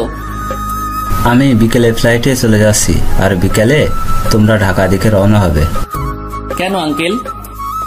আমার একটা বাড়ি আছে ওখানে, সেখানে তোমরা দুজনে থাকবে আজ থেকে। কিন্তু? কোনো কিন্তু না, যেটা বলছি সেটা করবে। আচ্ছা ঠিক আছে। বিকেলে আঙ্কেলকে বিদায় দিয়ে আমরাও ঢাকার দিকে রওনা হলাম। কি ব্যাপার, ম্যাডাম এত শান্ত হয়ে আছে কেন? এমন শান্ত থাকতে তো ম্যাডামকে আগে কোনোদিন দেখিনি। তবে কি আমার উপর আজকে কোনো ঝড় আসতে চলেছে? গাড়িতে উঠে ড্রাইভারের পাশে সিটে গিয়ে বসে পড়লাম, আর ম্যাডাম পিছনে গিয়ে বসলো। আঙ্কেলকে বারবার বারণ করার পরও ড্রাইভার দিয়ে দিল সাথে। 9 ঘন্টা পর আমরা ঢাকার বাড়িতে পৌঁছালাম। রাত 12টায় গিয়ে বাসায় ঢুকলাম। বাড়িতে কেউ না থাকলে যা হয় আর কি, সব জায়গায় ময়লা জমে আছে, কেমন যেন একটা গন্ধ আছে। আমি চারপাশে তাকিয়ে তাকিয়ে দেখছি, আর ম্যাডাম আমার দিকে চোখ বড় বড় করে তাকিয়ে আছে। ওই তাকিয়ে তাকিয়ে কি দেখছিস? অনেক ক্লান্ত লাগছে, আমি ঘুমাবো। কে বারণ করছে আপনাকে ঘুমাতে? কে ঘুমিয়ে পড়েন। ঘুমিয়ে পড়বো মানে কি? আমি কি না খেয়ে ঘুমাবো নাকি? তো খেতে বারণ করছে কে? খাবার পাবো কোথায় আমি? তুই গিয়ে নিয়ে আয়। কোনটা করবেন সেটা বলেন। আগে খাবেন নাকি ঘুমাবেন? দুইটা করব। আগে কোনটা করবেন? খাবো। কি খাবেন? বিরিয়ানি খাবো। সাথে আর কিছু লাগবে? একটা প্রাণাত নিয়ে আসবি। টাকা দেখ। এই তোর লজ্জা করে না আমার কাছে টাকা চাইতে? লজ্জা করবে কেন? টাকা তো আমি রাখছি আপনার ব্যাগে। কি? আপনি ব্যাগ খুলে দেখেন। কখন রাখছিস? রাখছি বলা যাবে না। এখন টাকা দেন, না হলে পরে কিছুই পাবো না। এই নে। 200 টাকা দিয়ে কি পাবো ম্যাডাম? কি পাবি তুই বল? 2টা বিরিয়ানি প্যাকেট পাবো, আর একটা প্রাণাপ পাবো। ঠিক আছে, তো আর কি? আর কি মানে? সকালে নাস্তা যে করবেন, আটা ময়দা কিছু তো একটা লাগবে। বেশি কথা বলবি না। সকালেও বাইরে থেকে নিয়ে আসবি। এখন তাড়াতাড়ি যা। যাচ্ছি। এই দাঁড়া। আবার কি? আমি কি দাঁড়িয়ে থাকবো? বসতে কে বাধা দিল আপনাকে? আমি কি এই ময়লায় বসবো নাকি? পরিষ্কার করে দিয়ে তারপর যাবি। পারবো না। আপনি ঘুমাবেন, আপনি করেন। মাথা গরম করাবি না বলে দিলাম। মাথা গরম হলে তো ভালো। কেন? চায়ের জন্য পানি গরম করব। তোরে খাইছি, দাঁড়া। কে শুনে কার কথা? মায়ের খেতে না চাইলে দৌড়া রোমিও। খাবার নিয়ে বের হয়ে ল্যাম্প পোস্টের আলোয় চুপচাপ হাঁটছি আর ভাবছি, কি থেকে কি হয়ে গেল। ছিলাম বডিগার্ড, আর এখন বড় হয়ে গেলাম। তাও আবার যে সে বড় না, বডিগার্ড থেকে বড়। বডিগার্ড বড় হয়ে গেলাম। কি কপাল আমার! কয়জনের ভাগ্যে এমনটা হয়? ভাবতে ভাবতে বাসায় পৌঁছালাম। কলিং বাজানোর সাথে সাথে দরজা খুলে দিল ম্যাডাম। আই বান্দর, তুই এতক্ষণ কি করছিলি বাইরে? খাবার আনতে গেছি। এতক্ষণ লাগে? সময় লাগবে না নাকি? তাই বলে এতক্ষণ লেট করবি? আমি সেই কখন থেকে বসে আছি তোর জন্য। সূর্য কোন দিকে উঠলো? রাতের আকাশে তুই সূর্য দেখছিস কোথায়? সেটা পরের কথা। আগে বলেন আমার জন্য অপেক্ষা করার কারণ কি? খিদে লাগছে। কখন খাবার নিয়ে আসবি তাই। ও, এই নিন আপনার বিরিয়ানি। বসবো কোথায়? ও আল্লাহ, আমার উঠাই নাও না কেন? কোথায় বসবো সেটাও নাকি আমি ঠিক করে দিব? ওই চুপ। সব জায়গায় তো ময়লা জমে আছে, কোথায় বসবো? তুই সোফাটা পরিষ্কার করে দে, আমি সোফায় ঘুমাবো। হ্যাঁ, শখ কত। আমি ঘুমাবো ফ্লোরে, আপনি যে কোনো একটা রুম পরিষ্কার করে ঘুমাবেন। ওই আমি তোর ম্যাডাম, আমি যা বলবো তুই তাই করবি। কোন উপন্যাসে লেখা আছে? তোর জন্য উপন্যাস খুঁজতে পারবো না, যেটা বলছি সেটা কর। ঠিক আছে ম্যাডাম, আপনি খেয়ে নিন। এই মায়ের উপর ঠাড়া পড়ুক, সোফায় রাত কাটিয়ে দিব ভাবছি, আজকে কিন্তু সেটা স্বপ্নই থেকে গেল। এই মায়ের জন্য তা হলো না, এটা সেটা করতে করতে রাত 2টা বাজলো। খিদেও লাগছে হেব্বি, খুব ঘুমো পাচ্ছে। ম্যাডামকে শুয়ে পড়ছে, এটা কি সেই বদরাগী মেয়েটি? কি সুন্দর লাগছে ঘুমন্ত অবস্থায় আমার ম্যাডামকে। কিছু চুল এসে মুখে পড়ে আছে, এতে করে আরো মায়াবী লাগছে ম্যাডামকে। একটু ছুঁয়ে দিতে ইচ্ছে করছে ম্যাডামকে। আচ্ছা ম্যাডাম তো এখন আমার বউ, ছুঁয়ে দেখবো কি একটু? যদি একটা থাপ্পড় দেয় তখন কি হবে? না বাবা দরকার নেই, ছুঁয়ে দেখার পরে কোনোদিন যদি আমায় মেনে নেয় তারপর না হয় ছুঁয়ে দেখা যাবে। খেয়ে শুয়ে পড়লাম ফ্লোরে, সেই একটা ঘুম হলো। কিন্তু সকালে শান্তিতে ঘুমাতে পারলাম না, 2টায় ঘুমাইছি। সেখানে সারাদিনের ক্লান্তি কাটিয়ে ঘুম থেকে উঠতে উঠতে 10টা না হোক 8টা তো বাজতে হবে। কিন্তু না, সেটা আর হলো না। সকাল সকাল ম্যাডামের চিল্লানিতে ঘুম ভাঙলো। ম্যাডাম সকাল সকাল এত চিল্লানি শুরু করে দিলেন কেন? চিল্লানি দিব না কেন তুই বল? কালকে রাতে মশা কামড়িয়ে কামড়িয়ে আমারে শেষ করে দিল। তার উপর ঠান্ডা লাগছিল, তুই একটা চাদরও দিলি না গায়ে। আমি একটুও ঘুমাতে পারিনি। ওহ আল্লাহ, আমি কোন মেয়ের পাল্লায় পড়ছি? উনি রাতে ঘুমাতে পারে নাই বলে আমারও ঘুমাতে দেয় নাই। প্রতিদিন তো সকাল 6টায় উঠিস, এখন 8টা বাজে উঠছিস, তারপরও এমন করছিস কেন? এখন যা নাস্তা নিয়ে আয়। হ্যাঁ, আমি যে সকাল 6টায় উঠি তা আপনি জানলেন কি করে? তার মানে আপনি আমায় প্রতিদিন লুকিয়ে লুকিয়ে দেখছেন? তোরে দেখতে যাবো কেন? তুই কে? নাস্তা নিয়ে আয়, খিদে লাগছে।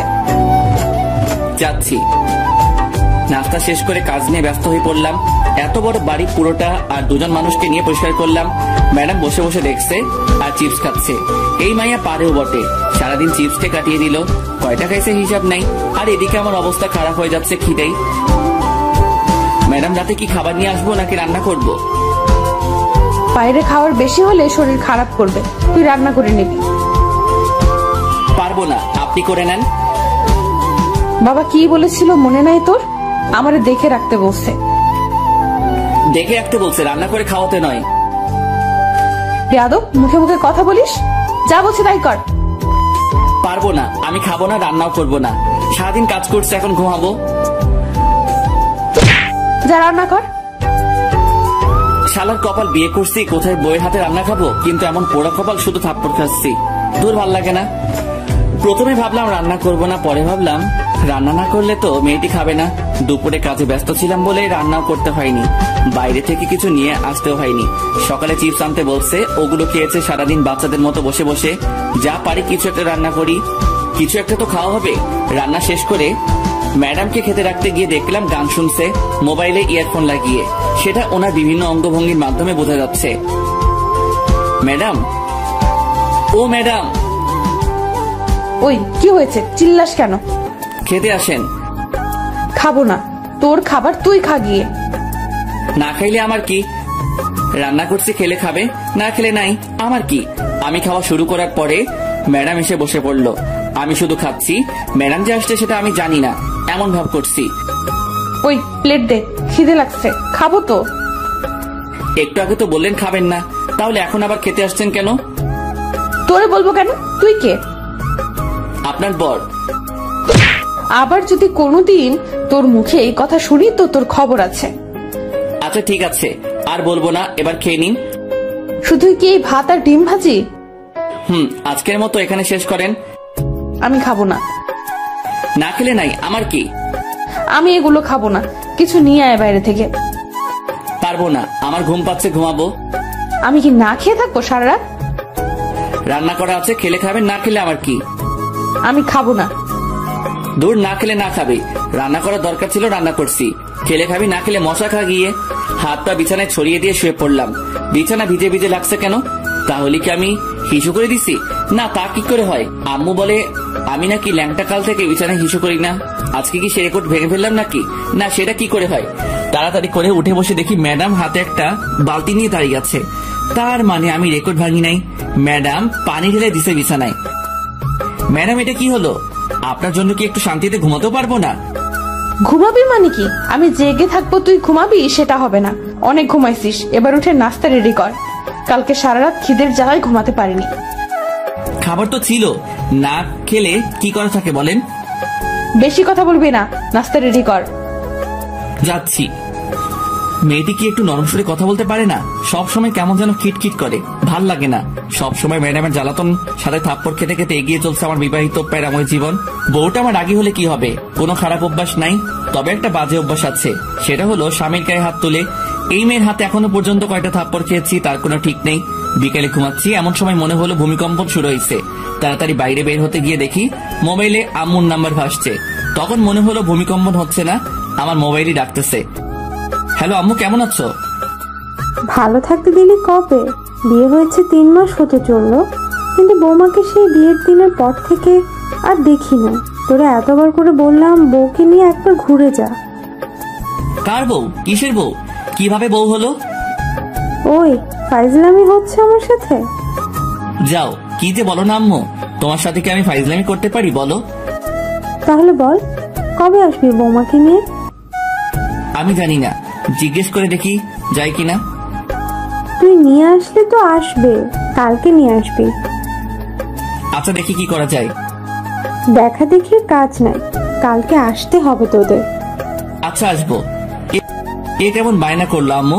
মুরগিকে বলছে বাঘকে ডিনারের জন্য রাজি করাতে, বাঘে যদি আমারে চেপে ধরে তাহলে তো আমি শেষ। ম্যাডাম, অনেকদিন হলো কোথাও যাওয়া হয় না, চলেন কোথাও থেকে একটু ঘুরে আসি। মতলব কি সেটা বলতো? মতলব আবার কি হবে? আম্মু ফোন দিয়ে বলছে আপনাকে নিয়ে আমাদের বাড়িতে যেতে কালকে। আপনি কি যাবেন? না, আমি কোথাও যাব না, তুই যা। আচ্ছা ঠিক আছে, আমি যাব। আপনাকে যেতে হবে না? সকালে ঘুম থেকে উঠে নাস্তা বানিয়ে নাস্তা করে রেডি হয়ে নিলাম। যেতে যেতে এমনি সন্ধ্যা হয়ে যাবে, জ্যামে পড়লে তো অবস্থা হালুয়া হয়ে যাবে। তবুও রওনা দিতে দিতে 9টা বেঁচে গেল। ওই দাঁড়া, আমি যাব তো। আপনি আবার কোথায় যাবেন? আমি কি এখানে একা থাকবো নাকি? আমাকে আমাদের বাড়িতে রেখে তারপর যাবি তুই। আমি পারবো না, আপনি পথে নেমে পড়লেই তো হয়। পারবো না, তুই রেখে আসবি। আমার দেরি হয়ে যাচ্ছে, আমি আসি। আর আপনি যদি আমার সাথে যেতে চান তাহলে আমার বাড়িতে যেতে হবে, না হলে আপনার পথে আপনি যান, আমার পথে আমি যাব। তুই তো আচ্ছা ফাজিল ছেলে, আমি যেটা বলবো তোকে সেটা করতে হবে। সেটা পরে দেখা যাবে, আগে তো রওনা দেই। চল। বাস চলছে নিজের আপন গতিতে, আমরাও এগিয়ে যাচ্ছি বাড়ির দিকে। বডিগার্ডের কাজ পাওয়ার পর আর বাড়িতে যাওয়া হয়নি। আজ অনেকদিন পর যাচ্ছি। ম্যাডাম বসে আছে আমার পাশের সিটে আর চিপস খাচ্ছে। মেয়েটি কি কিছু পারে না চিপস খাওয়া ছাড়া? অনেকক্ষণ পর ম্যাডাম আমার কাঁধে মাথা রেখে ঘুমাচ্ছে। অনেকক্ষণ চিন্তা করে দেখলাম এখন ঘুমাচ্ছে, পরে যখন ঘুম থেকে উঠে দেখবে আমার কাঁধে মাথা রেখে শুয়ে আছে, তখন দেখে যদি থাপ্পড় লাগিয়ে দেয় তাহলে বাসের মধ্যে যা একটু সম্মান আছে সেটাও খেয়ে ফেলবে। তার থেকে বরং জাগিয়ে দেই। ম্যাডাম, ম্যাডাম ওঠেন। কি হয়েছে? ব্যথা করছে হাতে। তো আমি কি করব? আপনার জন্য তো এমন হলো। আমি কি করছি? আপনি যদি আমার কাঁধে মাথা না রাখতেন তাহলে ব্যথাও হতো না। এই, তোর লজ্জা করে না? একটা মেয়ের মাথা কাঁধে রাখতে পারিস না? আমার কি ঠেকা পড়ছে যে আপনার মাথা আমার কাঁধে রাখবো? বেশি কথা বলিস কেন? চুপ থাকতে পারিস না? না, পারি না। আবার কথা বলিস মুখে মুখে। এই তালা দিলাম মুখে, আর কোনো কথা বলবো না। বাড়িতে আসতে আসতে 7টা বেজে গেল। পথে একটু কথাও হয়নি ম্যাডামের সাথে। কখন যে বাসার দরজায় এসে দাঁড়িয়েছি নিজেই জানি না। কি রে, কি ভাবছিস? ওহ আম্মু, তুমি? আমি হব নাকি ভূত হবে নাকি? না, তেমনটা না। আমার বৌমাকে নিয়ে আসছিস তো? তোমার বৌমা কোথায় পাবো? পিছনে দাঁড়িয়ে আছে যে, ওটাকে? ভূত মনে হয়, তাকিয়ে দেখো। কি, তুই আমার বৌমাকে ভূত বললি? তোর আজকে খাওয়া বন্ধ। খাওয়ার এত শখ নাই, তুমি তোমার বৌমাকে নিয়ে খাওয়াও। আসো মা, ভিতরে আসো। এটা কি হলো? ম্যাডাম তো চলে এলো। মাইয়া জাতি বড় অদ্ভুত জাতি। সকালে কত ভেজাল করলো এই মাইয়া এখানে আসবে না বলে, আর এখন কত সহজে আম্মুর সাথে হাসি খুশি চললো। মনে হচ্ছে না মেয়েটি রাগী বদমেজাজি। রোমিও, খেতে আয়। খাবো না, তুমি খাও তোমার বৌমাকে নিয়ে। রোমিও, আয় বাবা, অনেকদিন হলো একসাথে বসে খাওয়া হয়নি। না না, খাবো না। তোমাদের বৌমা আসছে, ওরে নিয়ে খাও। ওই বেশি বাড়াবাড়ি করবি তো খাওয়ার পাবি না। এই না, তা কি করে হয় আম্মু? তা যদি না হয় তাহলে খেতে আয়। আসছি, হাফ মিনিট দাঁড়াও। দাঁড়ানোর সময় নাই। এই তো আসছি। বসে পড়। এত আয়োজন কখন করলে আম্মু? আমার বৌমা আসবে আর আমি কিছুই রান্না করব না নাকি? আমার জন্য তো কোনোদিন এত কিছু করনি, আজ বৌমা আসছে বলে এত কিছু। আবার যদি শুনি আমার বৌমাকে নিয়ে কোনো কথা বলিস তাহলে তোর কপালে কিছুই জুটবে না। এবার বল কি করবি? কিছুই বলবো না আর, এই চুপ করলাম। বাপরে বাপ, এ কেমন বিচার? আম্মু দেখছি ম্যাডামের দিকে ঝুঁকে পড়ছে। এই মায়া কি কোনো জাদু জানে নাকি? যদি এমন জাদু আমি জানতাম তাহলে কবে ম্যাডামকে থুক্কু বউকে পটিয়ে নিতাম। খাওয়া শেষ করে বাইরে গিয়ে একটু ঘোরাঘুরি করে বাসায় এসে ফ্রেশ হয়ে আমার রুমে ঘুমাতে গেলাম। রুমে ঢুকে দেখি ম্যাডাম বসে আছে বিছানায়। অনেক ক্লান্ত লাগছে, তাই কোনো কথা না বলে বালিশ নিয়ে নিচে শুয়ে পড়লাম। চোখ বন্ধ করার সাথে সাথে বুকের উপর ভারী ভারী লাগছে, সাথে গলা চেপে ধরছে মনে হলো কেউ। চোখ খুলে দেখি ম্যাডাম। আরে আরে, কি করছেন? ছাড়ুন বলছি। ছাড়বো না। কি বলা হচ্ছে শুনি? কি বলছি? মনে করে দেখ কি বলছিস। মনে পড়ছে না, মরে যাব তো। ছাড়ুন বলছি, ছাড়ুন। ছাড়বো না। কি বলছিস শুন? তোমার বৌমা আসছে, তোমার বৌমাকে নিয়ে খাওয়াও। এই, আমি তোরে বলছি না আমার বাড়িতে রেখে আসতে? আমিও বলছিলাম পারবো না। ছাড়ুন না ম্যাডাম, মরে যাব তো। ছাড়বো না। মরে যা, মরে গেলে তো আমি বাঁচি। আমি তো মরবো না। তাহলে আমি তোরে নিজের হাতে খুন করব। পারলে করেন, কে বারণ করছে? মারবো মারবো, সুযোগটা আগে আসুক তারপর। 2 দিন বাড়িতে কাটানোর পর আবার ঢাকায় ফিরে এলাম। তারপর থেকে আগের মতোই চলছে, সব সময় প্যারা দিয়ে চলছে। ম্যাডাম, থুক্কু, বউ। পরদিন বিকালে। এই রোমিও, কেমন আছো? ভালো, তুমি? ভালো থাকতে তুমি কোথায় দেখছো? আমি কি করছি? তোমায় যে ভালোবেসে ফেলেছি।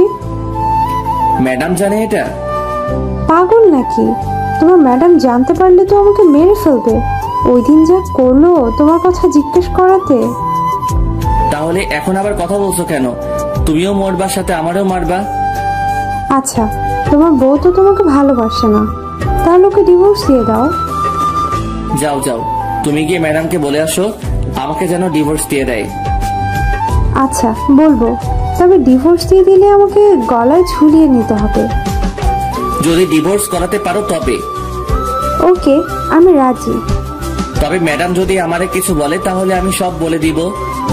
তোমাকে বলতে হবে না, আমি বিকালে তোমাদের বাসায় এসে জানাবো।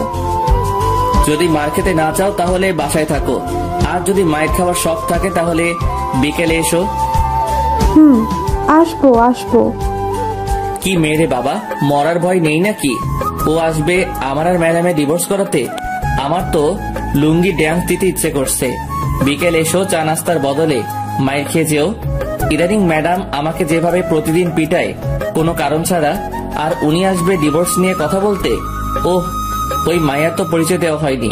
উনি হলো আমাদের বাড়ির থুক্কু, আমার শ্বশুর বাড়ির পাশের বাসার একটি মেয়ে।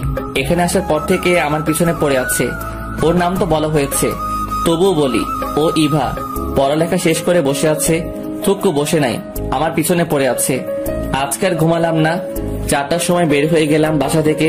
বাসায় থাকলে আজকে আমার উপরে দিয়ে শনি রবি সোম মঙ্গল সব চলবে। 9টার দিকে বাসায় ঢুকলাম, ঢুকে সোজা রান্নাঘরের দিকে দিলাম দৌড়। খুব খিদে লাগছে, খাবার গরম করতে হবে। ম্যাডাম ঠান্ডা খাবার খেতে পারে না, আর আমি ঠান্ডা ছাড়া খেতে পারি না। রাতে একসাথে খেয়ে শুয়ে পড়লাম। আমার রুমে গিয়ে, ম্যাডাম থাকে অন্য রুমে। একটু পরে ম্যাডাম ঢুকলো আমার রুমে হাতে একটা লাঠি নিয়ে। এদিকে ভয়ে আমি কাঠ হয়ে যাচ্ছি। আয় এদিকে আয়। কেন ম্যাডাম? কাজ আছে, আয়। কি কাজ? তাড়াতাড়ি বলেন, আমি ঘুমাবো। তোর ঘুম পাড়াচ্ছি, দাঁড়া। আরে আরে ম্যাডাম, আমাকে মারছেন কেন? আমি কি করছি? তুই পাশের বাসার রিভা পেতনিকে কি বলছিস? বিশ্বাস করেন ম্যাডাম, আমি কিছু বলি নাই। তাহলে ও কি আমার বোকা বানাইছে? হতে পারে। তার মানে তুই বলতে চাচ্ছিস আমি বোকা? সেটা কখন বললাম? তাহলে কি বলছিস? কিছু বলি নাই। আবার মিথ্যা কথা বলছিস? তোরে তো আজকে শেষ করে দিব। আমি কিছু করি নাই তো ম্যাডাম, সব দোষ ওই ইভার। ইভা, তুই ওরে বলিস নাই আমার ডিভোর্স দিয়ে ওরে বিয়ে করবি? বলিস নাই? ম্যাডাম আমি এটা বলি নাই, ও আপনাকে মিথ্যা বলছে। তুই বলছিস, আমি লুকিয়ে লুকিয়ে সব শুনছি। কি? আপনি এমন কেন ম্যাডাম? লুকিয়ে লুকিয়ে অন্যের কথা শুনছেন, এটা ঠিক না। তুই আমারে কোনটা ঠিক আর কোনটা ঠিক না সেটা শিখাইতে আসবি না, আমি সব জানি। জানলে ভালো। এখন আমি ঘুমাবো, অনেক মাইর খাইছি। কি? তুই ঘুমাবি? হুম।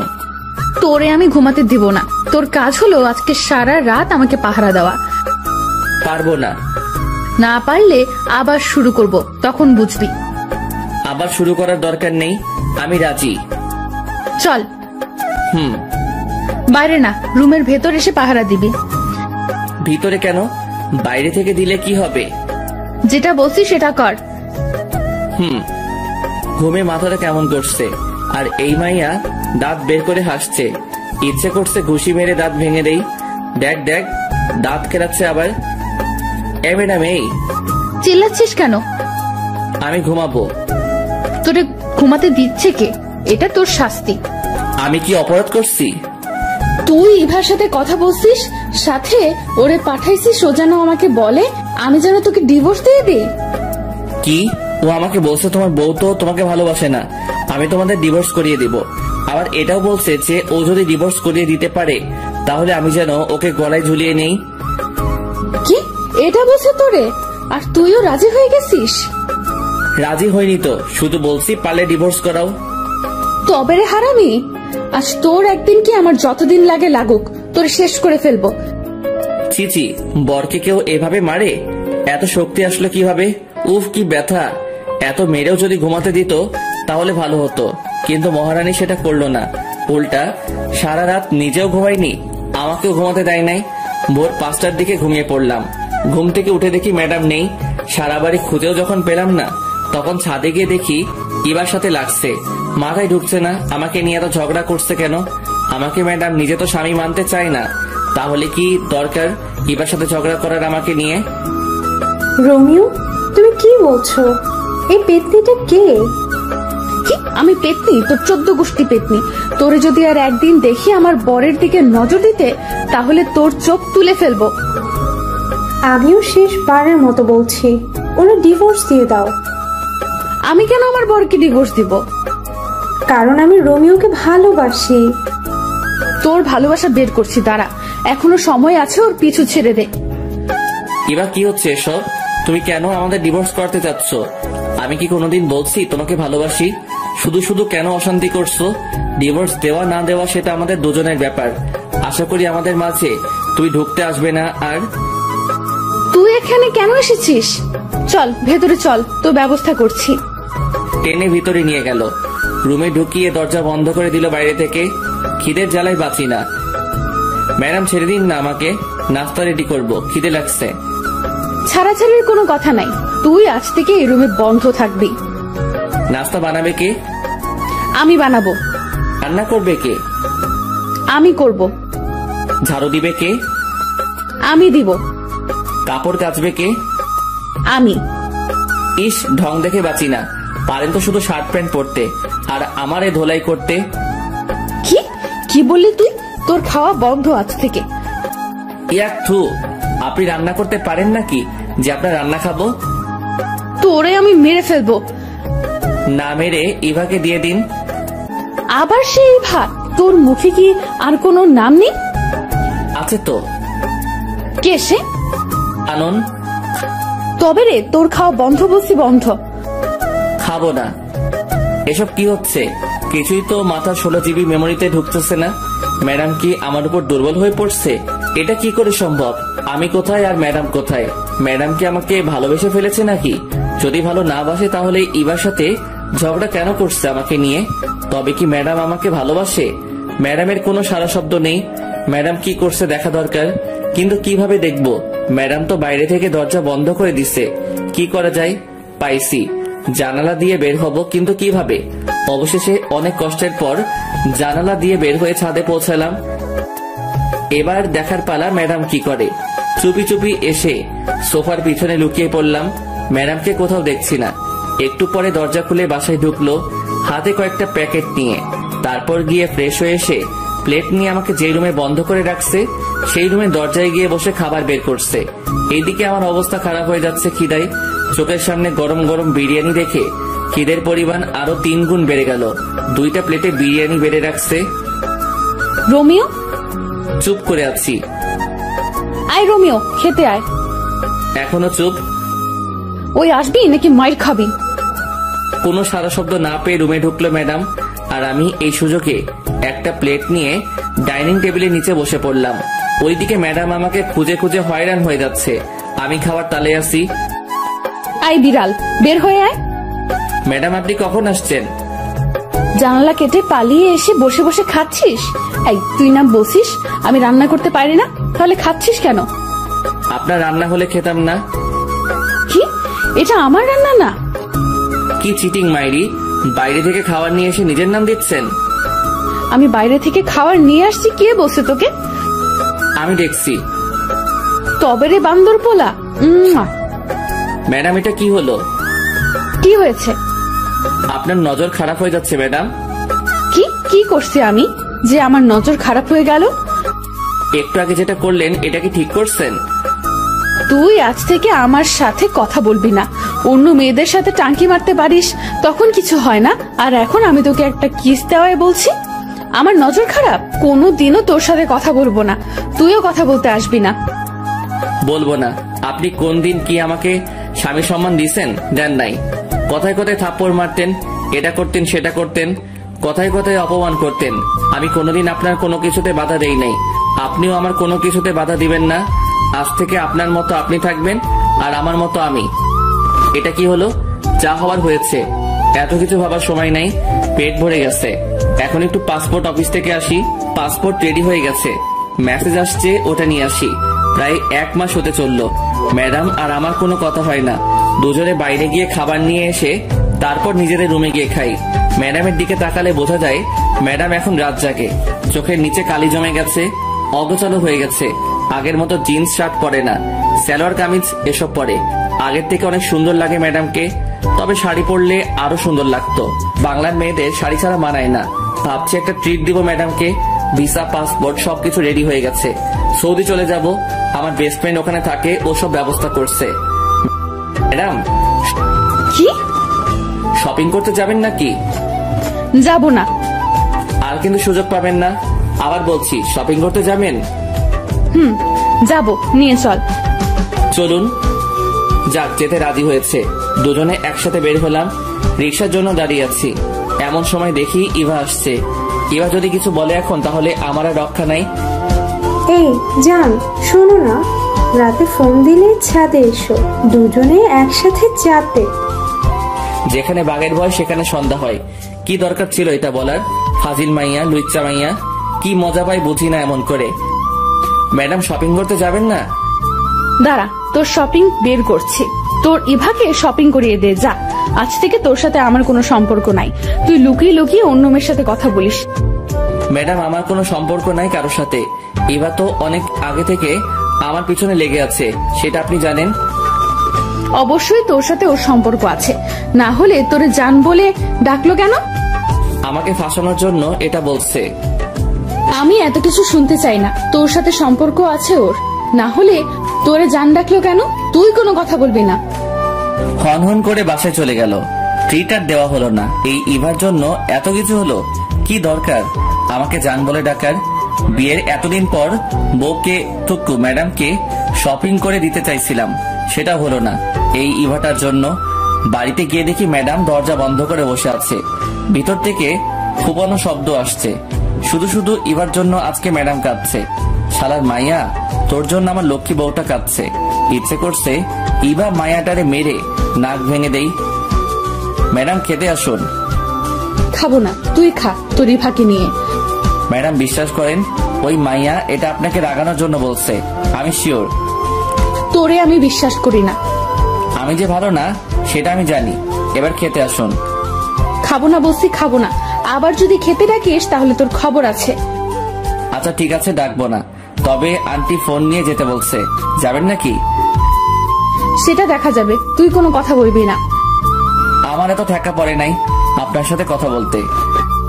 আমার সাথে কথা বলা লাগবে কেন? তোর তো অনেকে আছে কথা বলার জন্য। লুচ্চা পোলা, দূর হও আমার সামনে থেকে। আমি কি আপনার সামনে নাকি যে দূর হব? চুপ কর লুচ্চা পোলা, ঘরে বউ রেখে অন্য মেয়ের পেছনে পড়ে থাকিস। তোর সাথে কোনো কথা নেই। আমার এত শখ নেই আপনার সাথে কথা বলার। কে ঝগড়া করবে এই পাগলিটার সাথে, কখন বাঘিনীর মতো তেড়ে আসবে তার কোনো ঠিক নাই। চিড়িয়াখানায় আছে টুকু, রুমে আছে, ওখানে ঠিক আছে। সকালে ঘুম থেকে উঠে ধাক্কাধাক্কি করে দরজা খুলে ম্যাডামের রুমে ঢুকে দেখি নিচে শুয়ে আছে। একটা মেয়ের রুম মনে হচ্ছে না, বিছানা বালিশ সব ছড়িয়ে ছিটিয়ে আছে পুরো রুমে। মনে হয় আমাকে মারতে না পেরে বিছানা বালিশের সাথে যুদ্ধ করছে। দেখে মনে হচ্ছে ভাজা মাছটা উল্টে খেতে জানে না। কি মায়াবী লাগছে পাগলিটাকে। কাঁপছে দেখে কপালে হাত রেখে বুঝতে পারলাম জ্বরে অবস্থা খারাপ হয়ে যাচ্ছে। বিছানায় শুয়ে দিয়ে ডাক্তারের কাছে ফোন দিলাম। একটু পরে ডাক্তার এসে দেখে গেল মাথায় পানি দিতে বলে গেল। ডাক্তার যাওয়ার পর থেকে পানি দিচ্ছি। অনেকক্ষণ পর চোখ বড় বড় করে তাকিয়ে আছে। ম্যাডাম কেমন লাগছে? তোর জন্য সব হয়েছে। ম্যাডাম বেশি কথা বলা যাবে না, চুপচাপ শুধু উত্তর দিবেন। তবে রে, কেমন লাগছে বলেন? ভালো না। মাথাটা মুছে নিন, আমি নাস্তা রেডি করে আনি। খাবো না। দেখা যাবে।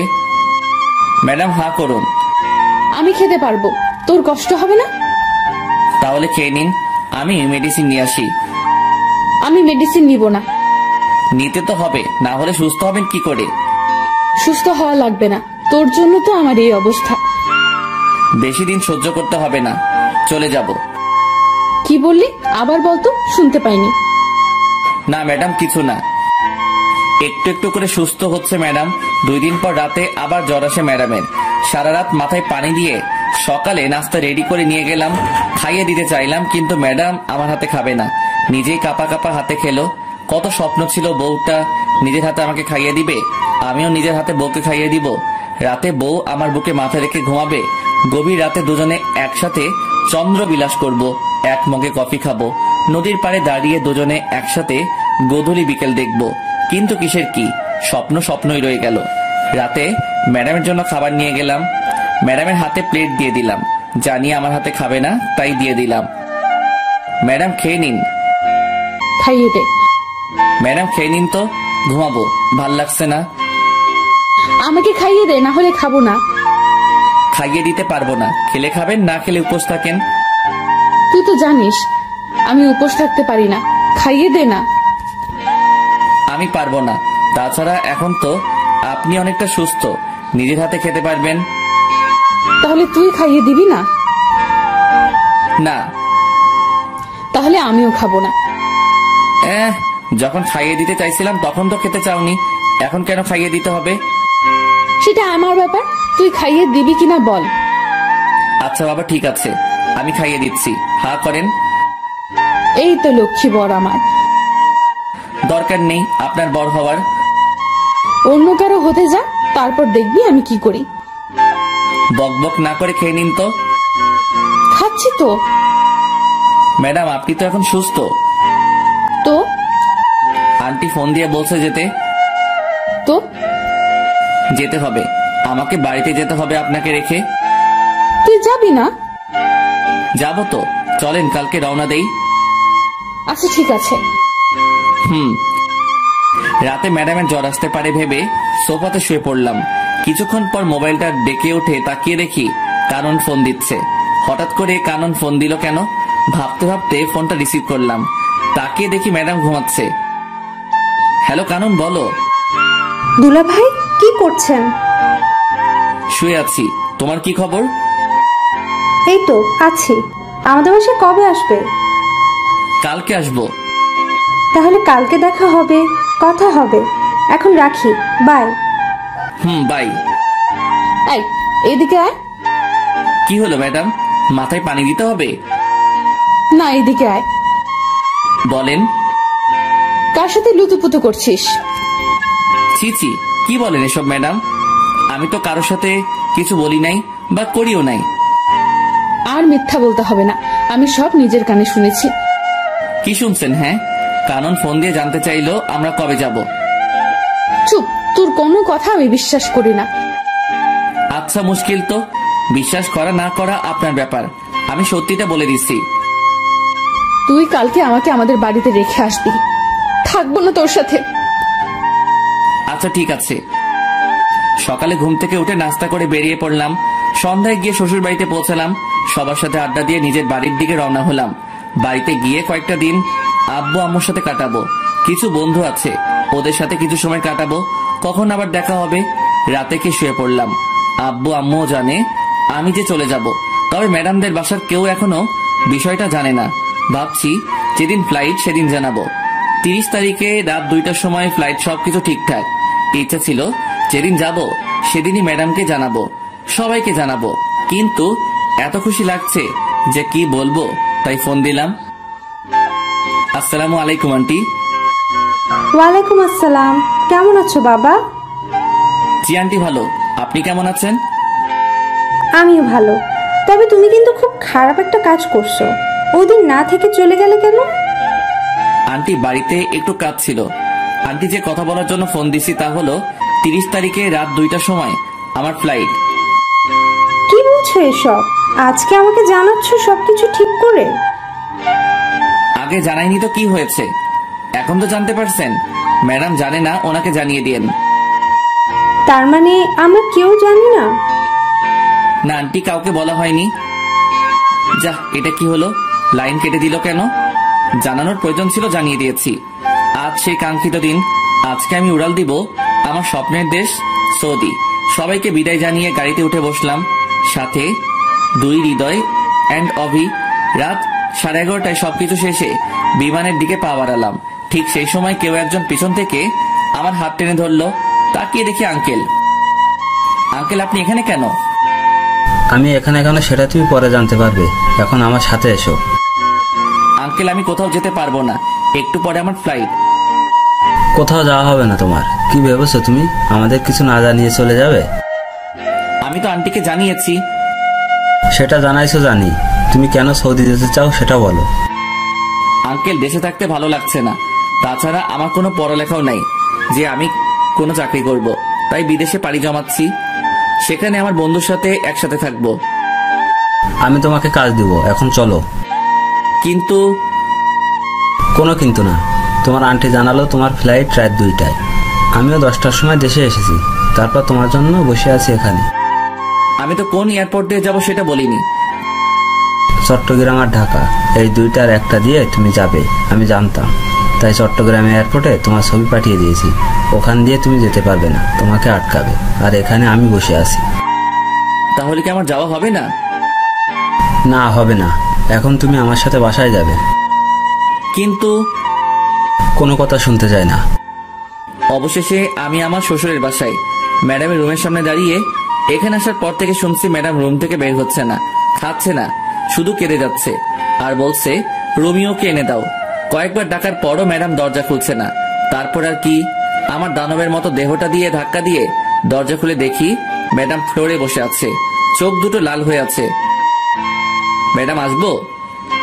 তাকিয়ে আছে, কোনো কথা বলছে না। ম্যাডাম কথা বলবেন নাকি চলে যাব? আরে ম্যাডাম, কাঁদছেন কেন?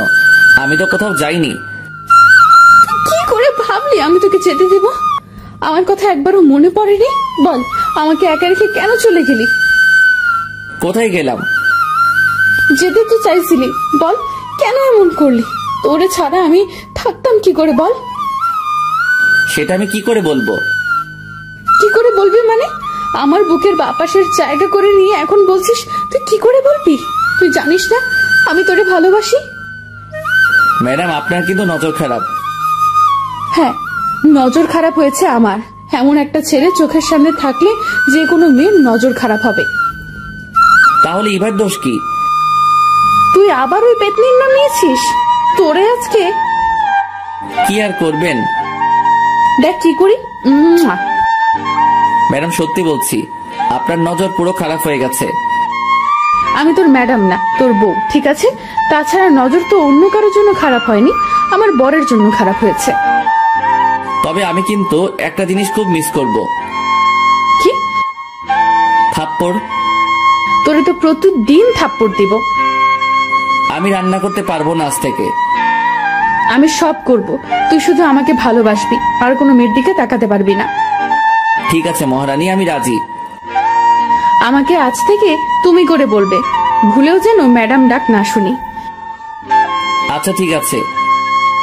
দুলা ভাই, আপনাদের রোমান্স শেষ হলে এবার খেতে আসুন। শেষ হয়ে পড়লাম আমি। আগে যে রুমে থাকতাম সেই রুমে। একটু পরে ম্যাডাম থুকু বউ আসলো। কি ভাবছো? ভাবছি বিয়ে করছি, বউ পাইছি, ভালোবাসাও পাইছি, কিন্তু কিন্তু আবার কি? বাসরাত তো পাইলাম না। তবে রে বান্দর বলা। এই বলে ম্যাডাম থুকু বউ আমাকে জড়িয়ে ধরলো। Light off. আর কিছু জানতে হবে না, আপনাদের বাসরাতে দেখতে পাবেন যা হবে। আচ্ছা মুশকিল তো, আপনাদের বলছি না লাইট অফ, এখনো এখানে কি? অনেক তো দেখলেন, যান এবার।